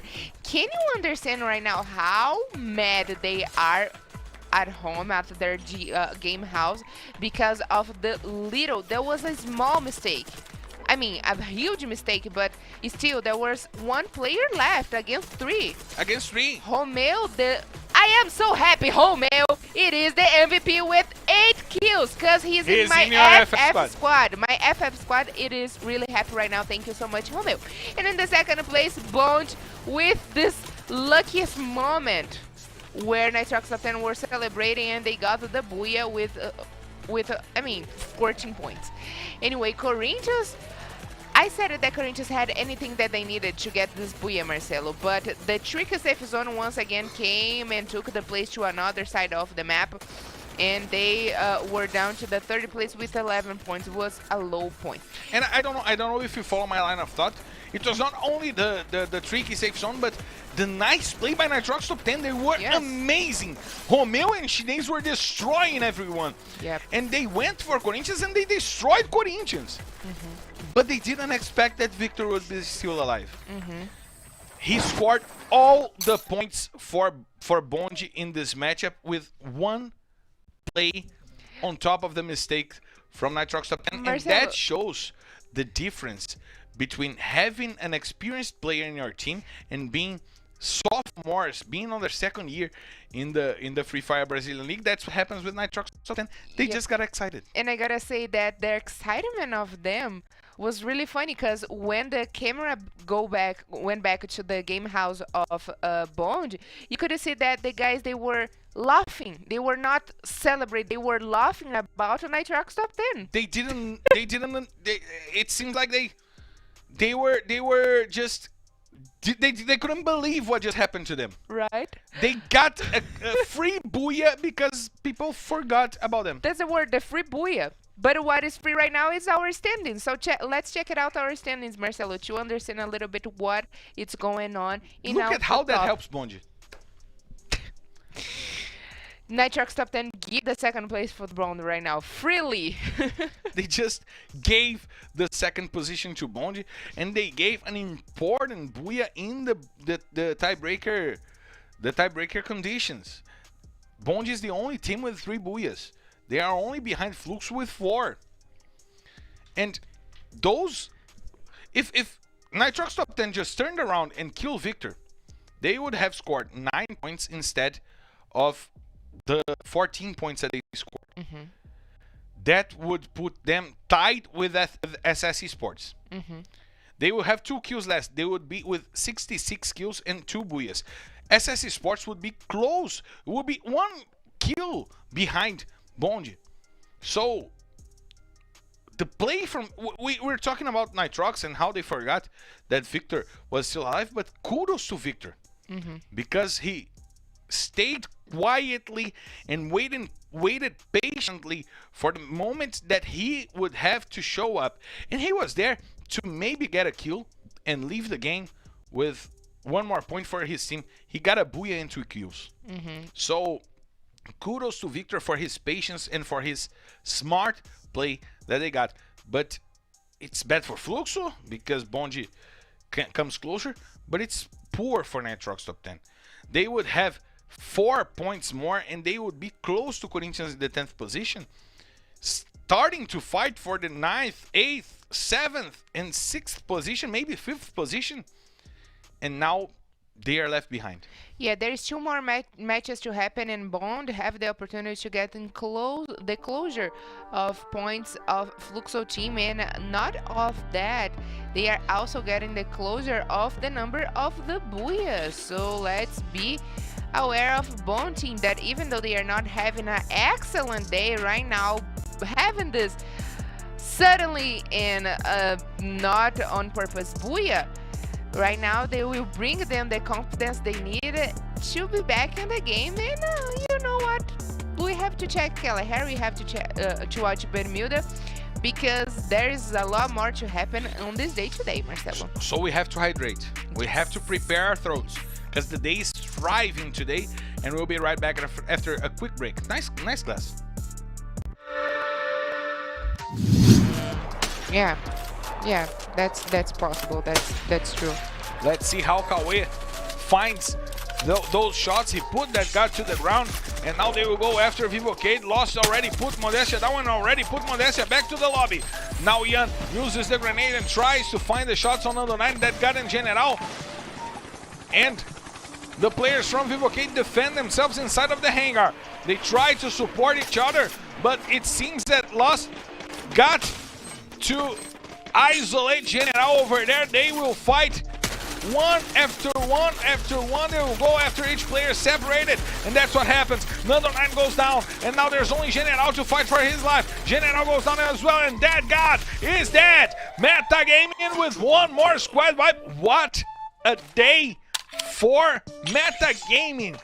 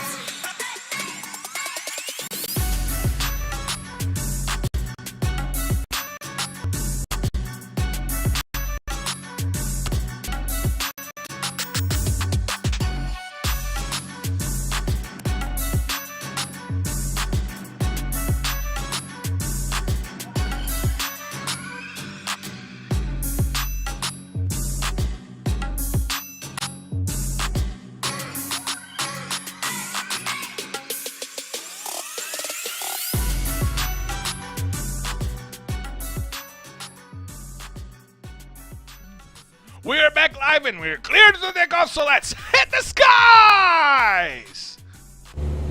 Ladies and gentlemen, from the flight R4D5 heading straight to Kalahari. This is your Captain Marcelo Ferrantini, and by my side my co-pilot Carol Bombshell invites you to loosen your seatbelts, fasten your boards, cause it's time, Carol. It's time to drop, Carol! And it is time to drop two special invitations that me and the pilot Marcelo gives to you guys. So be ready and be prepared to land in the desert of Kalahari, because things start to get even more interesting with the first Booyah of Bond team. The truck stop 10 made a little mistake, but right now it is time to welcome Rigby in the Bond team, Marcelo, debuting for the very first time this season. Higby is on for a Bond team, and I wanted to see more Mordecai as well. The regular show fans will get me. I didn't get him. Don't you know regular show? Nope. You got to watch this. Nope. It's incredible. Mordecai and Rigby. Mordecai is a squirrel or a raccoon, something like that. What is the name in Portuguese?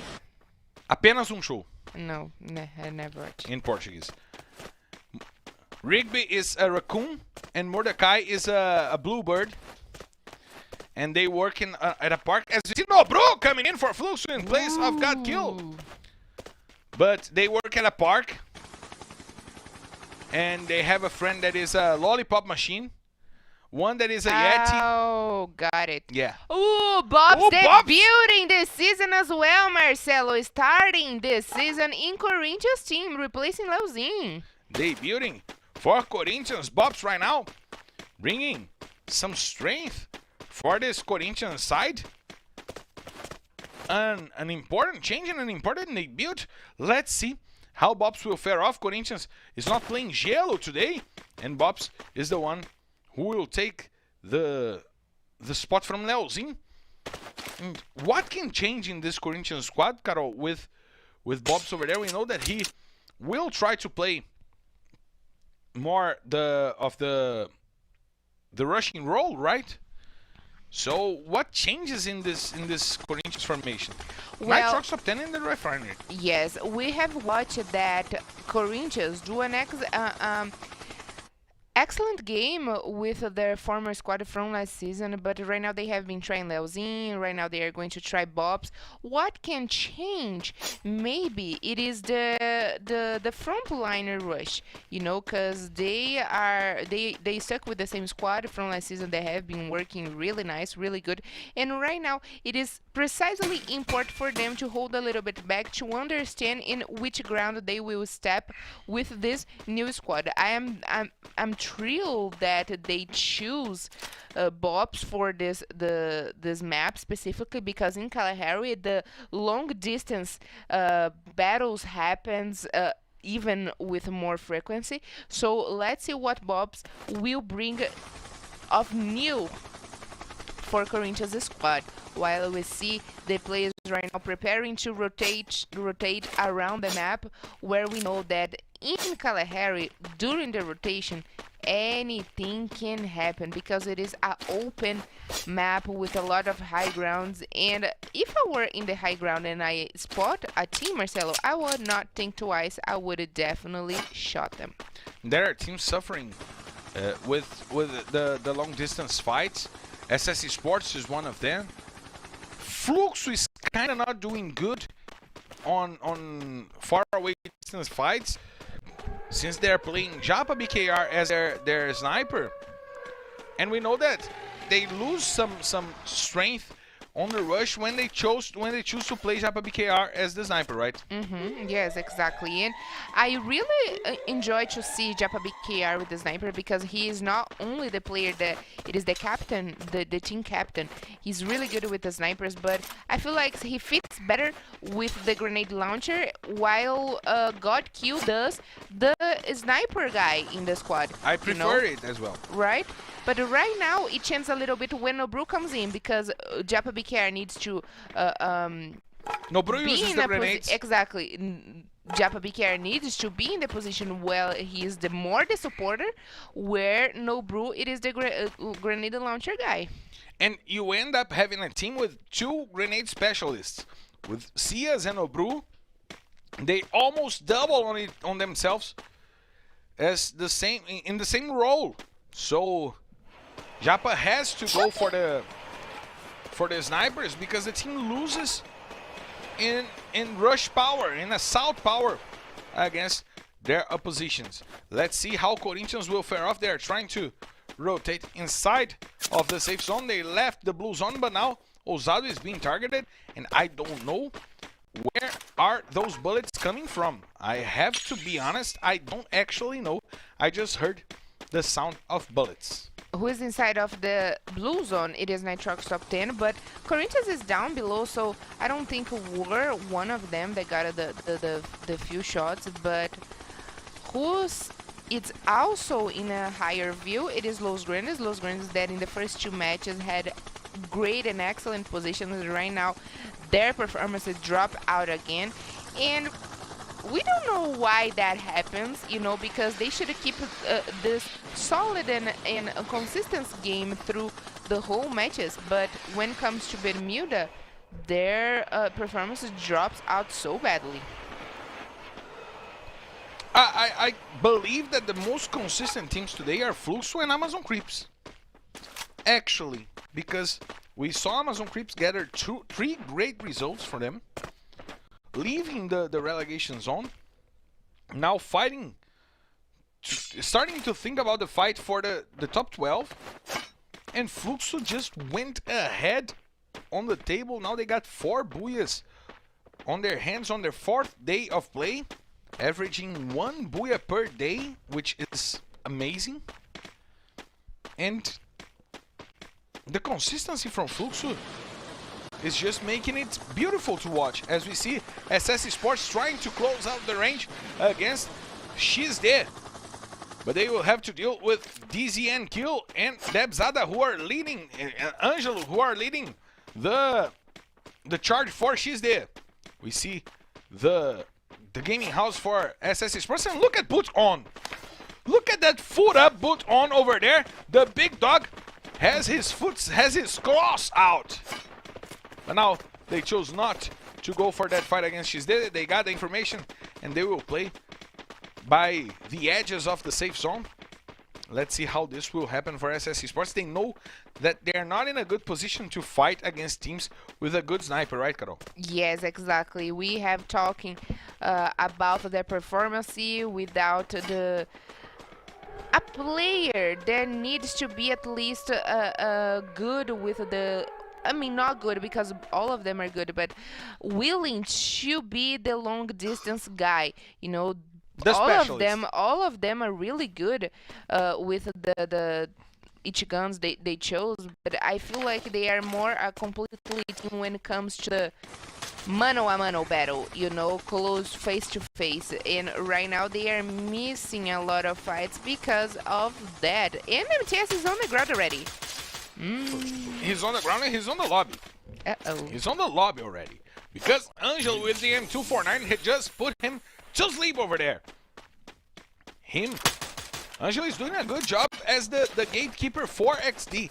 He's always the guy who tries to do the first engage. Debzada comes in for the trades. Luignet stays a little further away, helping Debzada with the trades, and DZNQ does the sniper. I like this formation from XD because they have the option to send Debzada with Angelo or to keep Debzada with Luignet for each fight. I like this strategy from XD. They just need to execute it in a more clean way, because when you see Angelo going for the rush, it's usually messy, so you don't usually see XD going for the fights. They receive the fights. Yes. They wait for the fights, and that's something that I think that She's Dead needs to improve a little better. They need to go for the fights. They need to choose the good fights and go for them. But do you remember last week when we were talking about, I will say that later, let's watch first of all this battle against Amazon Creeps and TSM. We had the first player sent down by Amazon Creeps from TSM, but he's up on his feet already. But now Amazon Creeps is holding the door of the ruins and avoiding the players from TSM to rotate and get in there. We see Salles with the sniper rifle, the KAR, ready to take on shots, and he sends Brokofé into a world of pain. And Angelo puts Boot On down and sends Boot On back to the lobby. She's there fighting SS Esports and having the advantage. Two players already out from SS Esports on the hands of Angelo. Napon tries to rotate, he regroups with his team solo mid companions, and now they will rotate through the side of the ruins, but they will have to deal with the Amazon Creep side. Jubinha sent Angelo down, and now SS Esports have the opportunity to bring that fight back as well. Now we see Team Solomid coming with the Baobaos, with the sights as well on that fight, as we see Jubinha now with the higher ground advantage, but with the numbers disadvantage. We see Debzada trying to find some information. Atividade sent Phoenix to the ground, and now there's only Jubinha alive for SS Esports. Awful rotation from SS Esports in this matchup. Jubinha is far away from Phoenix. He cannot save Phoenix, and he took lots of damage. He's inside of the gas. He will not survive. Jubinha is going down. Definitely, this is the end of SS Sports. This is the end of SS Esports. Jubinha is down, and SS Esports is back on the lobby with 11 minutes of play. The first squad wipe goes for SS Esports. Awful match played by SS Esports. And now we see also Netshoes Miners engaging into that fight with She's There, with Bill on their lineup, having his debut for Netshoes Miners. But look at Nando 9. That's the Nando 9 that we know and like. With the sniper rifle making it count, putting one more player down, but one. 9 got to the fight and stole the takedown from Nando 9. Victor 7 puts DZNQ, but Angelo brings it back. The XD team is fighting against Bonji once again. Triple kill by Angelo, and now Vivocade trying to deal with Naturals Miners. Broilo goes down once again on the 9 with the sniper. Amazon Crips is destroying Team Solomid as of right now, as we see Naturals Miners trying to bring back the fight against Vivocade. The match starts to get weaker and quicker and destructiver and destructive. And now we see Team Solomid back on the lobby, and look at what Rigby did! He just eliminated the whole squad from XD! Then they building Higby bringing the triple kill for Bonji. He might bring Bonji back to the fight after that accidental booyah. They might be back in the fight. Pão got the kill on Jap. Vivocade still trying to deal with Naturals Miners. Modestia went for it. He just went for it, and Hick destroyed him with the Bao. Once again, Hick putting that guy down. He finishes off that guy, and General brings it back. General sends 2 players down. But now, Bonji is getting closer to Vivocade. They will give some trouble to Vivocade because they are closed inside of the house and with no HP remaining. They will have to deal with a low health. Team Coda Solid is trying to engage into this fight against Fluxo. They have the numbers advantage, but they have to deal with Nitrox top 10 from the top down as well. Amazon Crips still alive and still getting the kills. Salis with the sniper rifle got 1 more kill for the Amazon Crips. Pão and Vitin still dealing with the problems, but Shinase put Pão to the floor with the good shot from the grenade launcher. Team Coda Solid with 1 point, now dealing with Fluxo. And we have 1 more player down from Fluxo. There's one on the lobby, and Nobru is on the floor. Cias is trying to deal with it. Meanwhile, Fak is going for the rush. But he was surrounded, and Quali just sent him to the floor with no mercy. And Team Coda Solid is now going with Alokio after Cias and Nobru. Cias is on the floor, only Nobru standing, and Fluxo will go down. Team Coda Solid doing a good job and getting 4 points, but Alokio now is down, and Pão is back on the lobby. 6 teams remaining, 20 players, and now Rigby, the debuting Rigby, going after the players from Amazon Crips. DL puts him to the ground and gets the point for Amazon Crips. 3 kills for Amazon Crips, and the guaranteed 6th position at least. Good job by Amazon Crips in this Kalahari map. Let's see how Bobs will use this grenade. He's trying to get the players from Nitrox top 10. And Romeo with the Bao making it rain. Putting 2 players down. Nitrox top 10 goes down. Mamute brings the grenade launcher and puts 2 players from Amazon Crips down. And Los Grandes is trampling Los Amazon Crips. There's only 1 player standing for the Amazon Crips, and they're down. 3 teams to remaining, 8 players. Team Coda Solid goes down. It's Los Grandes against Corinthians. There's just 2 players to fight for Corinthians and 3 for Los Grandes. Gus is trying to open up the path for MVR and for Mamute. The grenades from Gus are coming in, trying to find Bobs. Oh my God, Gus! It's Booyah, Los Grandes! And Gus go for the heart. Show me some love, my man. Show me some love. Amazing job by Los Grandes in Kalahari for the day.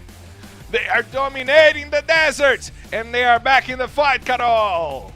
We start Kalahari and say that Los Grandes had a drop out of their performance, and they proved me wrong. They proved us wrong when they got their second booyah here today.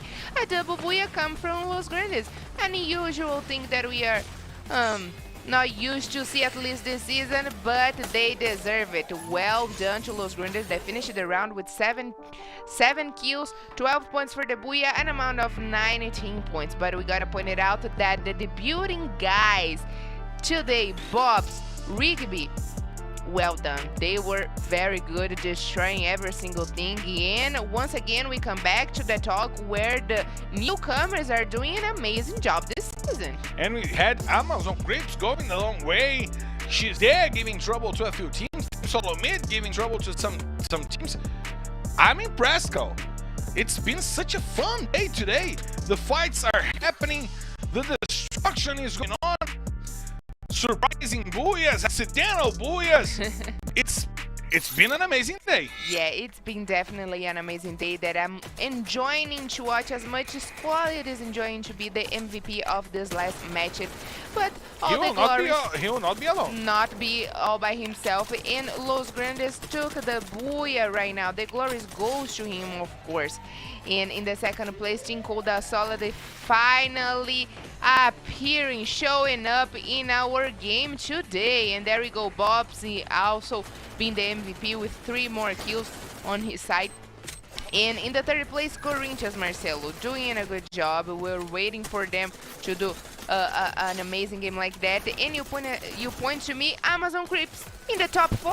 How great is that? Great for Amazon Crips, great for Bond as well with 10 points. 3 on the hands of Rigby as well, another MVP for the day. And he resembles Rigby, indeed. He resembles Rigby. We gotta say, Angelo also with 3 kills in the MVP list. And this was a tight game. Everyone scored good points except for Team Solomid and SS Esports. It was a tight game. There was not a team that scored 189 points. They just went to the 20 few points too, tied up with the other teams, and that has some messes with our standings, and we got to check this out, Carol. Yeah, and you call that a tight game. I call that a very balanced game because Bond, it's still in the same position in the second place. There is a long way for them to go. And right now we are heading to Bermuda, our last But look map. at Los Grandes. To our last map, and I'm pretty much sure there is still they still are going to need more maps to to reach the top 1. SS Sports still also remain in the same exactly spot. And like Marcelo said, look at Los Grandes looking very strong right now, reaching the top 5. They will finish in a very good place in our table, Marcelo. And 3 booyahs, Carol. 3 booyahs for Los Grandes. They are 2 points behind Metagaming. They will probably finish the day in the top 4. Yep. They can go over SS Sports and finish in the top 3. Great day by Los Grandes today. Team Coda Solid finally bringing a little bit of fight back into this match. 14 points for them. They lost the position for Los Grandes, however, not because they had a bad showing, but because Los Grandes had an amazing showing. Corinthians bringing in the fight, but we start to see the first separation between the top 6 and the rest of the teams. We now have a difference going on between Team Coda Solid and Loud that is in between the 16 points case, and that changes a little bit. It's not one map ahead of each other. Now we have the separation between who are those 6 teams that will be showing up on the top of the standings currently. And I like what I see. Yes. We have a mix of veterans, newcomers, sophomores, 2 or 3 year veterans, 2 or 3 season veterans. So I like what this picture shows me, Carol. And what I'm not liking, what I'm seeing, is that Netshoes Miners bringing Pesada made no difference for them because they are still in the 15th place, which is kind of sad. And it goes the same for Team Salomida that had a very great debut last weekend, but is still having problems to reach the top 12. Tuesday, in the other hand, we keep talking about their game performance that is not always fit in, not connecting so much of them because, like I said, they waiting for the battles to come for them, not deciding to go for it. But a couple of times we haven't seen they going for it and also losing it because they are not caring at all about what's around them, right? And Vivo Kid, our former champions, Marcelo, in the 12th place. But you know what? You talked about Team XD. You know what impresses me the most? Team XD is in the top 10 in kills. They just don't go the long run, but they have a good fight when they receive the fight. They just need to go for the fights. They need to find the better fights. When they did it against SS Sports in Kalahari, they just destroyed SS Sports. Yes. They made it SS Sports look like the newcomers. They had the positioning, they took player by player and sent SS Sports back to the lobby. But they could not engage into another fight. They lost the fight that they got right after that fight. So they need to work on their engaging against the other teams. And we are going to our last map of the day. We're going to see Bermuda. But Carol, we've seen such a good map of Bermuda. Do you think that we can see another fight like that? Before I say that, Marcelo, I have to come back to She's There again because you didn't give me the opportunity to reply to you. So I think She's There should definitely try to get the same game that Fluxo team is doing right now, that they hit and run like you said. So they are trying to get the few kills but also not engage in their early fights that they know that maybe they can win, maybe they cannot win. So let's wait and see if She's There will learn from Fluxo, because it's working for Fluxo so far. And for sure, my expectations for the next match is really higher right now. We already got a double Booyah coming from Los Grandes, so unexpected things are happening today. Unexpected Booyah came for Bone Team. So let's see if Nitrox Top 10 can redeem themselves in the last match. Bold prediction here. Say it. Double Booyah for Fluxo. We'll be right back after a quick break. And it seems that Lobato was also a rageful teenager because he's going after the players from Bonji. And Victor put him down, but Prozinho brings it back and puts Cal onto the floor. Victor and Prozin fighting for kills over there. 2 players down from before, 2 players down from Bonji. But Bonji finishes off. What an amazing job by Victor, sending 3 players back to the lobby and saving Bonji inside the house.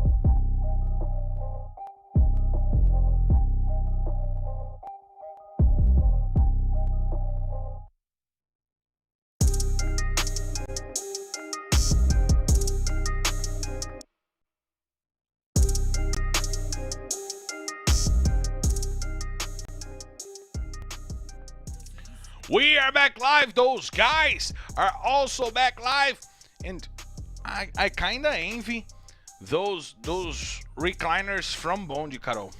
I do envy those recliners from Bonji. I do envy that table from Corinthians. I do envy that room from Nitrox Top 10.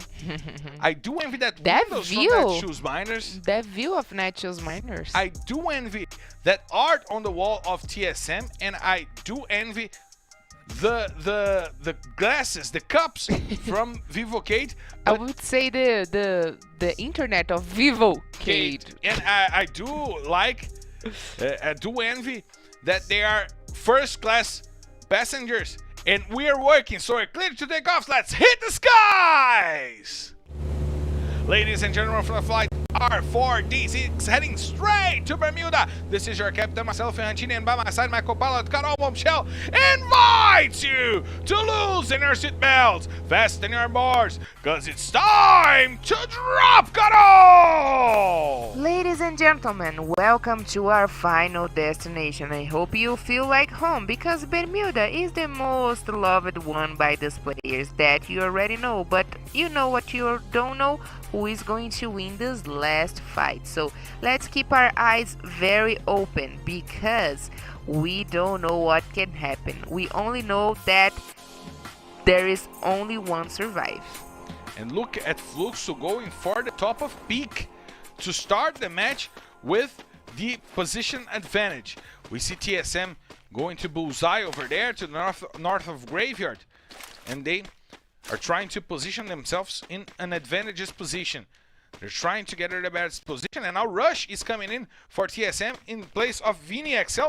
Don't you think that Rush should be a starter in this TSM this TSM squad, Carol? I don't think they would overthink to put Rush on the squad, because Rush is a former player. He's actually one of the best players that Santos ever had in their squad in the past seasons. So I think Rush, it is really good player, very intelligent, so he should definitely be in the preferences of the Team Salomeda squad. But you said about Fluxo team goes to pick the drop call, and they definitely, Marcelo, were going that in a row. They always prioritize calls with good loots where they can share with all of their teammates, and that works very good for Fluxo team. That works very good indeed. They like to play the late stage fights, the late game fights, and pick is always a strategical position, strategical drop for any team who goes there. As we see, Los Grandes trying to control Shipyard over there, trying to loot the better they can. And I think that we are reaching a point where the teams started to understand their rotations, understand their opponent's rotations, and for me, those two groups are respecting each other too much, right? They are respecting each other too much, and that's when it gets me the drop call of Naturals Miners, because there is no place for them in Bermuda map. They have tried Sentosa, they have tried many times Poshinoki, and right now it keeps getting me. Where is their favorite drop call in Bermuda? Feels like there's no space for them, and we talked about a place there where they cannot engage in early fights, since they don't like that. But yes, it is pretty much already respected for each one of the teams. During the practice, they already nominate where they will go. But right now, what is not respected, it is Naturals Miners getting few shots against Amazon Crips. And forcing Amazon Crips to go back to Rinam Village. I would definitely not going back to Rinam Village, because there is nowhere to run inside of Rinam Village. So they should definitely try to come and win against Naturals Miners, Marcelo. But at least for now, they chose to go for the east side of Rinam Village. And they need to reposition themselves smartly, because as you said, they have nowhere to run inside of Rinam Village, and Naturals Miners are trying to reposition themselves to close up the exits of Rinam Village and wait for them to come. But Team Solomid is using the pad to go straight to Bimazak, trying to go for Team XD that are leading Bimazak over there. Let's see Napon jumping and trying to find the kills, trying to find information. As we see that Fluxo is already finding a tough fight, and Jabba BKR is on the ground. Let's see Napon rotating inside of the danger zone. He just left, and now he's inside of the silo in Bimazak Strip. The gaming house from TSM is really pretty, right? Yes, it is really pretty. Like you said, you envy the paint in their wall. I love art. It is good, but the thing about art is that brings you such more happiness, right? And did you see that it's a doggo on the art? Yeah, it is a dog. Yeah. It is cute, huh?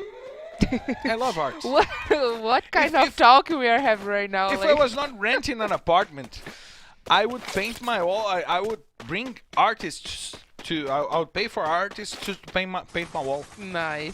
I would love to have artistic walls in my house. I would love to do it. I'm nice. very connected to arts. I think you know that I'm a musician. You're an artist. Yeah, I'm pretty connected to arts, and I really like those kinds of arts. But now, what I like is the art of bringing bullets to your opponent's head, and that's what Fluxo was trying to do. They were trying to be the bullet artists, but Nitrox top 10 got quickly back to a good position, to a safe position into this fight. And Carol, 6 minutes of play and no action. Actually, no action. Teams are indeed respecting the heck of each other. Yes, and I mean that's good, but it takes so long for them to, to get into a fight, and it's back to the strategy of Fluxo team of the hit and run, where they get few shots just to scare the guys, But the center of zone, there is peak right now. It is reuniting a lot of players, so it tells me the late stage of the game is going to happen there, which I really appreciated. My favorite spots in Unbeatable Mid map to happen fights, it is definitely Clock Tower, peak, Bimazak, Factory, Poshinok. So let's take the late stages of the game to peak and see the big map that is going to happen. But also, it is that possible for us to get another double booyah, because you said that Fluxo team will get a double booyah this time, huh? I feel it in my gut. You feel it. You feel it. So Marcelo said that Fluxo team, maybe I think he's the kiss of death right now. But last season you tried and you got a couple I got it. right predictions. I got some right predictions. Let's see if Pai Ferranta is back. If Pai Ferranta is back, but I mean, we are seeing the teams right now position themselves, Marcelo, in positions like Team XD doing right now, XD is doing right now in the out open. They are waiting for the path of them to get more ice, to get them ready for fights with the ice walls. And I'm not a huge fan of the position of the Team XDs right now in the out open. But if you ask me the position of Vivo Kid that is also in that out open, I prefer even more. But don't you think that maybe Team XD is trying to surprise the other teams? Los trying Grandes, to enter the safe zone? Los Grandes, for example, that were in the BMX strip. I don't know if they are still, but yes, that's a possibility. It may be a surprise. Let's see how the safe zone will give us the view of how this game will fare off. It's closing in. We will have the teams having to deal with it. They are in the middle of the middle of the middle with SS Esports. It's over there in the middle of the middle of the middle of the middle of the center. But right now it is the time for the truth, where the safe zone will shrink, who got really the middle of the middle of the middle of the center zone, and see where the game will take us, because I'm very excited to see who is going to get the last booyah of here today. I already got a double booyah from Los Grandes, and the things start to get even more interesting. I would love to see this game go to Poshinok. No, it's going to peak. It's going to the center of peak. And SS Sports is mathematically sitting on the center of the safe zone. And where is Network Top 10? They are in the God's house. We say that God's house in Portuguese, Marcelo. Yeah. Casa do God. Yeah. Anyway, and I think they have a really good position. Why I'm so worried about Network Top 10? Maybe it's because they are in my FF squad. I don't know. Yeah, it's because they are in our FF squad indeed. And I got no worries anymore. All my players got subbed! Screw it. Such a shame. What a shame, baby. What a shame. But right now, Amazon Creeps, they are doing their rotation using the chupetinha, like we like to call in Portuguese. But it will engage against Los Grandes. Here, the shots against Solomid. Let's see how this will happen. Gus has the sniper rifle, and Team Solomid is trying to go but Brokofef down to the ground. Nice headshot by Mamute, and like this new style of play by Mamute. He's not the frontliner anymore. He's not the dude that goes for the kills, but he's so useful for this Los Grandes squad that has Gus, a guy who can go for the front line, that has Cebolinha, who is a good support. He has MVR, who balances well between supporting and rushing. Mamute can play a safer game, and we know the quality of this player. He is an amazing player. He started the season in Season 5 as a destructive force, and he started playing a little safer to keep Los Grandes alive.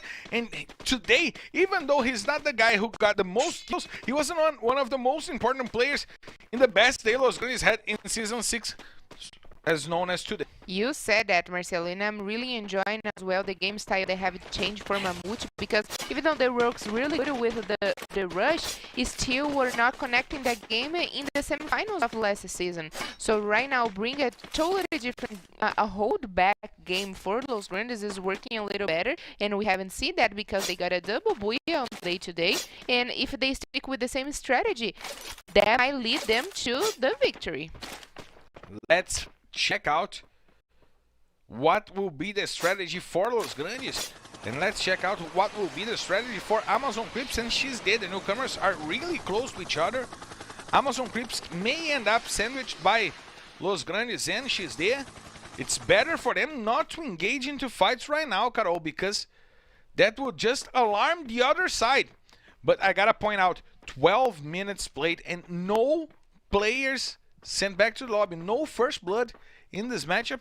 Probably one of the latest first bloods in the history of LBFF. Boo! I don't like that at all, Marcelo. We are even yawning over here because There's one thing I like about it. It takes so long, and you're right. Maybe this is the longest time that there's no happening first blood. There's one thing I like about it. Say it. The last safe zone will be a party for us to enjoy, and the safe zone showing us that Fluxo, Vivocade, and SS Esports all together with Nitrox Top 10 will have the advantage on the safe zone. Let's see the rotation starting for Team XD, for Team XD, starting as well for Los Grandes.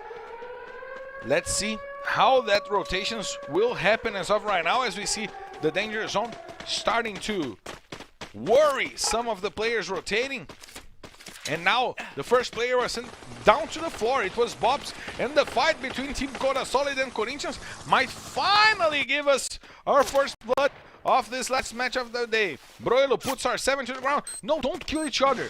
Broilo and R7 are both in my team. Don't kill each other.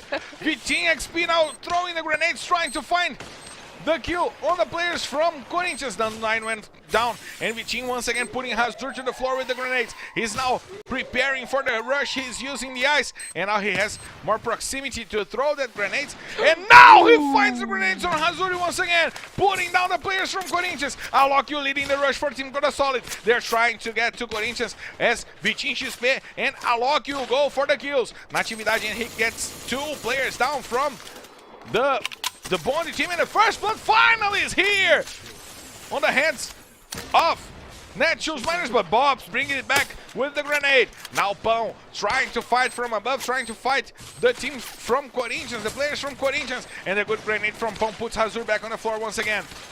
Amazon Crips and She's There are also fighting, and finally the war zone just became real. Fights Quali by the middle of the mountain, and the safe zone is coming. Quali is in a bad position. The safe zone will hurt. What? No, he will not hurt. Oh, Zado just destroyed Team Coda Solid. That was incredible. Bondi is out of the match as well. They are back on the lobby. 2 teams down in less than 10 seconds. Corinthians is sent back to the lobby as well because Nitrox Top 10 had the best position.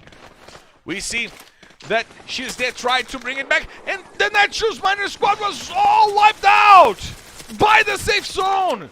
Oh my god, that's not possible. Netshoes Miners and CS with the double takedown with the grenades, while SS Esports goes for the rotation, trying to stop the rotation from Los Grandes, and the war is on. Los Grandes is back on the lobby. Team Solomid tries to bring it back. Napon with the nice 2 shots, puts 2 players from Fluxo back on the lobby. Now CS goes down. Amazing job by Napon, getting the triple kill with the grenade launcher. There's only 1 player alive for Fluxo. TSM goes down because Napon was sent down by the safe zone. Fluxo is still with 1 player remaining. She's there trying to reposition themselves, and they get the squad wipe on Amazon Crips. Fluxo goes down because Romeo found Fac over there. 4 squads remaining. We have She's There, Vivocade, SS Esports, and Nitrox Top 10. Carol celebrates because her FF squad is just thriving right now.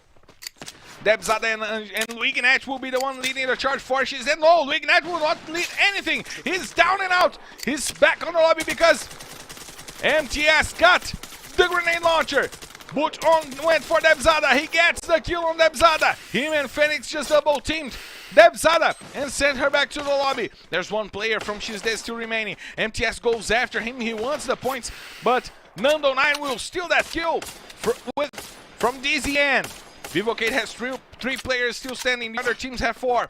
It's SS Esports and it's Nitrox top 10. The disadvantage in numbers is with the Vivocade squad. They're rotating. They're trying to find a good position to climb that hill because they know if they go from below a team, they will be targeted as soon as possible. They are waiting for SS Esports and Nitrox top 10 to engage into the fight between themselves. Let's see what will happen.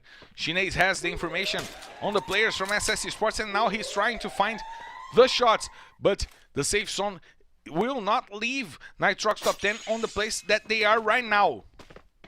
Let's see how Shinez will lead this charge for Nitrox.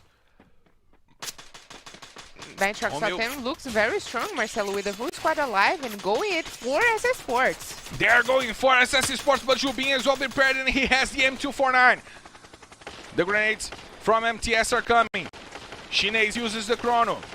Tries to find some space to rush. The grenades also coming in towards the SS Sports squad. Vivocade fighting from far away, fighting from the distance, and Bravo goes down. Romeo also goes down. SS Sports trying to trample the whole Nitrox top 10 squad. 2 kills from grenades from MTS. Head puts Shubinha down. Nando9 also puts a player down. Nando9 sends Phoenix back to the lobby. Now only 2 players to fight for SS Sports. The advantage disappeared. That God sends MTS to the floor. Shubinha and Butch on to fight for SS Sports. Shubinha is down. Now that God will go after Butch on. MTS goes down. There's still Butch on to fight. General trying to find the kills. Butch on tries to run through the ice and he puts General down. But that God brings it back and it's a boo! Yeah! Vivocade! The boys are back! The champions just came in for the fight. With 3 players against 2 squads of 4, they chose to fight wisely. And they got the most needed booyah for Vivocade, Carol. And if Marcelo were predicting a double booyah for Fluxo team, I not could even predict that. A booyah for our former champions. Vivocade getting the last booyah of today. Well done. Was very good actually. 5 kills, 12 points for the booyah, an amount of 19 points. Sorry, I was talking about SS Sports because SS Sports got 19 points, Marcelo, because even though they finished in the 2nd place, they got more kills than Vivocade. They got 10 kills in the 2nd place, and Vivocade finished with 5 kills and 17 points in total. That was amazing for Vivocade, bringing then a little bit more of confidence for the next weekend. To start the next weekend very good, but well, we expected things like that from Vivocade, not so far, because they were not having great performance throughout since last weekend, since the first weekend of this season, but it's still great to see Vivocade shining like that in our last booyah. Oh, I just forgot to open my microphone. That happens. But our current champions needed to perform a little better, and this Bermuda map just gave them what they needed. They were the best team in Bermuda last season, and that shows up why Vivocade was that good. But SS Sports still ahead of them because of the 10 kills that you talked about, Carol. Vivocade still with nice 17 points. Nitrox top 10 with a good day today. Finally, after the first rotation of maps, they brought it back. They tried to come into the game. They had that mislead with the booyah from Bonde, but she's there also a good day and an amazing day by Fluxo and Amazon Creeps. Yes, indeed, Marcelo. And also an amazing day for MTS with more 6 kills, and he will probably be in a very good position in our kill leaders list. I'm very excited to check that, but before, let's check the best moments of the booyah of Vivocade. The last match here in Bermuda was our last destination, and closing with the golden key of Vivocade for sure. And Marcelo pointed out for us that Amazon Creeps definitely finished the day way better than yesterday or last weekend. And Team Salomira as well in the 7th place with 7 points. Natius Miners now looking that good with 6 more points. Los Granes finishing the day with a double booyah and 3 more points in the 9th place. In the 10th place, Corinthians 3 more points. Team Coda Solid, unfortunately, in 0 points per position, and also Bond Team with 0 points per position, but 1 point for killing Marcelo.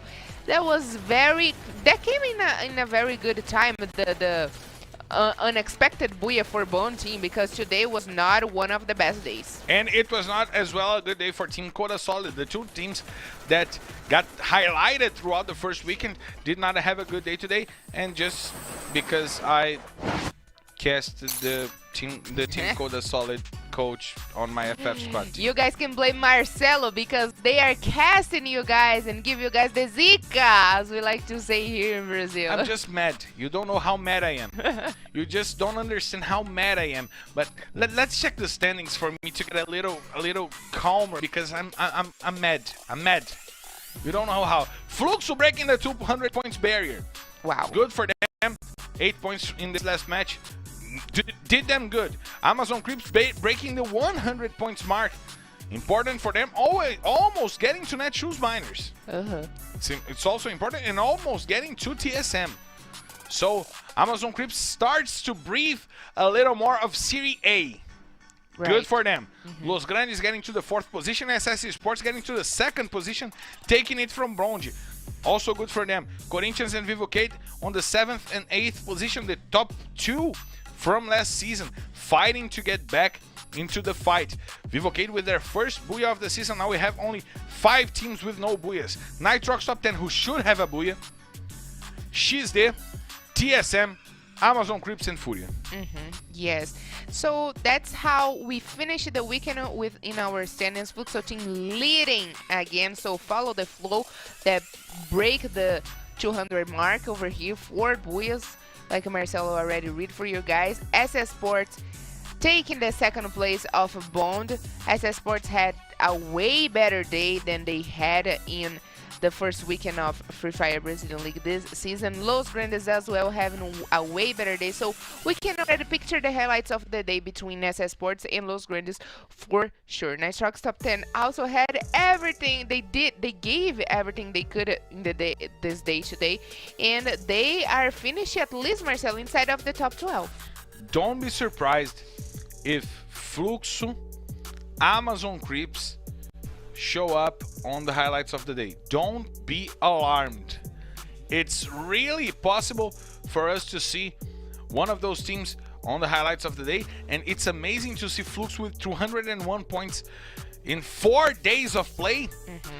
That gives them an average of 50 points per day, which is incredible, and an average of 1 booyah per day, which is also incredible, and an average of more than 20 kills per day, which is always great to see.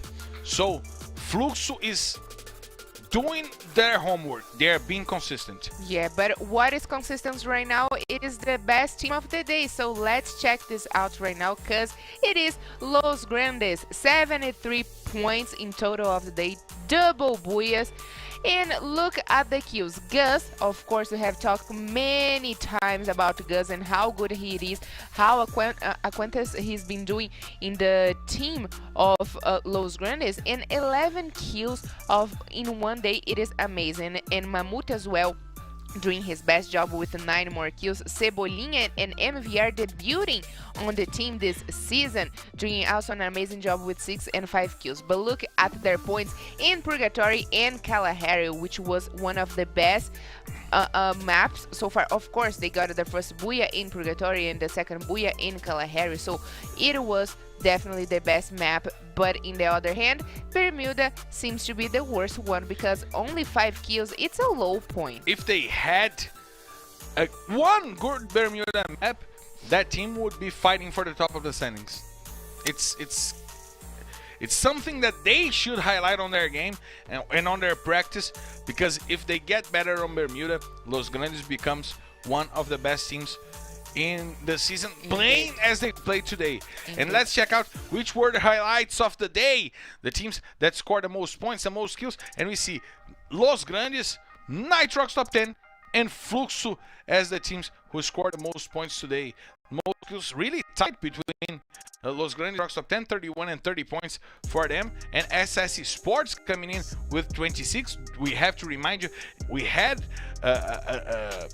a map where they got tons of kills, 16 kills if I'm not mistaken. And in individual kills, MTS coming back for the run for the MVP.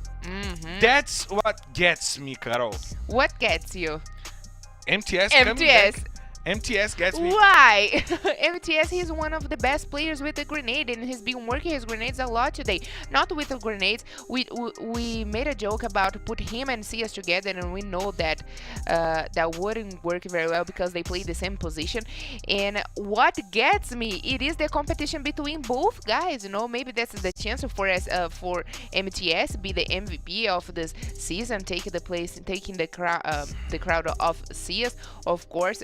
But I wasn't surprised at all to see MTS in the kill leaders. He's been doing a good job for Esports since last season, and let's check this out to see the situation of MTS right now. Oh my God! Behind of CS. Tied with CS. Behind of CS in this picture, but they are very tied. Just let me finish because they are tied. Envy team come in the second place, yes, in the third place with 27 kills, followed by, of course, of R7. Haven't seen much of R7, but he's been playing. You know why you didn't see R7 today, right? Why? Because he was in my FF squad. And he got only 3 kills for the day. And now Gus getting to the top of the kill leaders list, and that's good from Gus.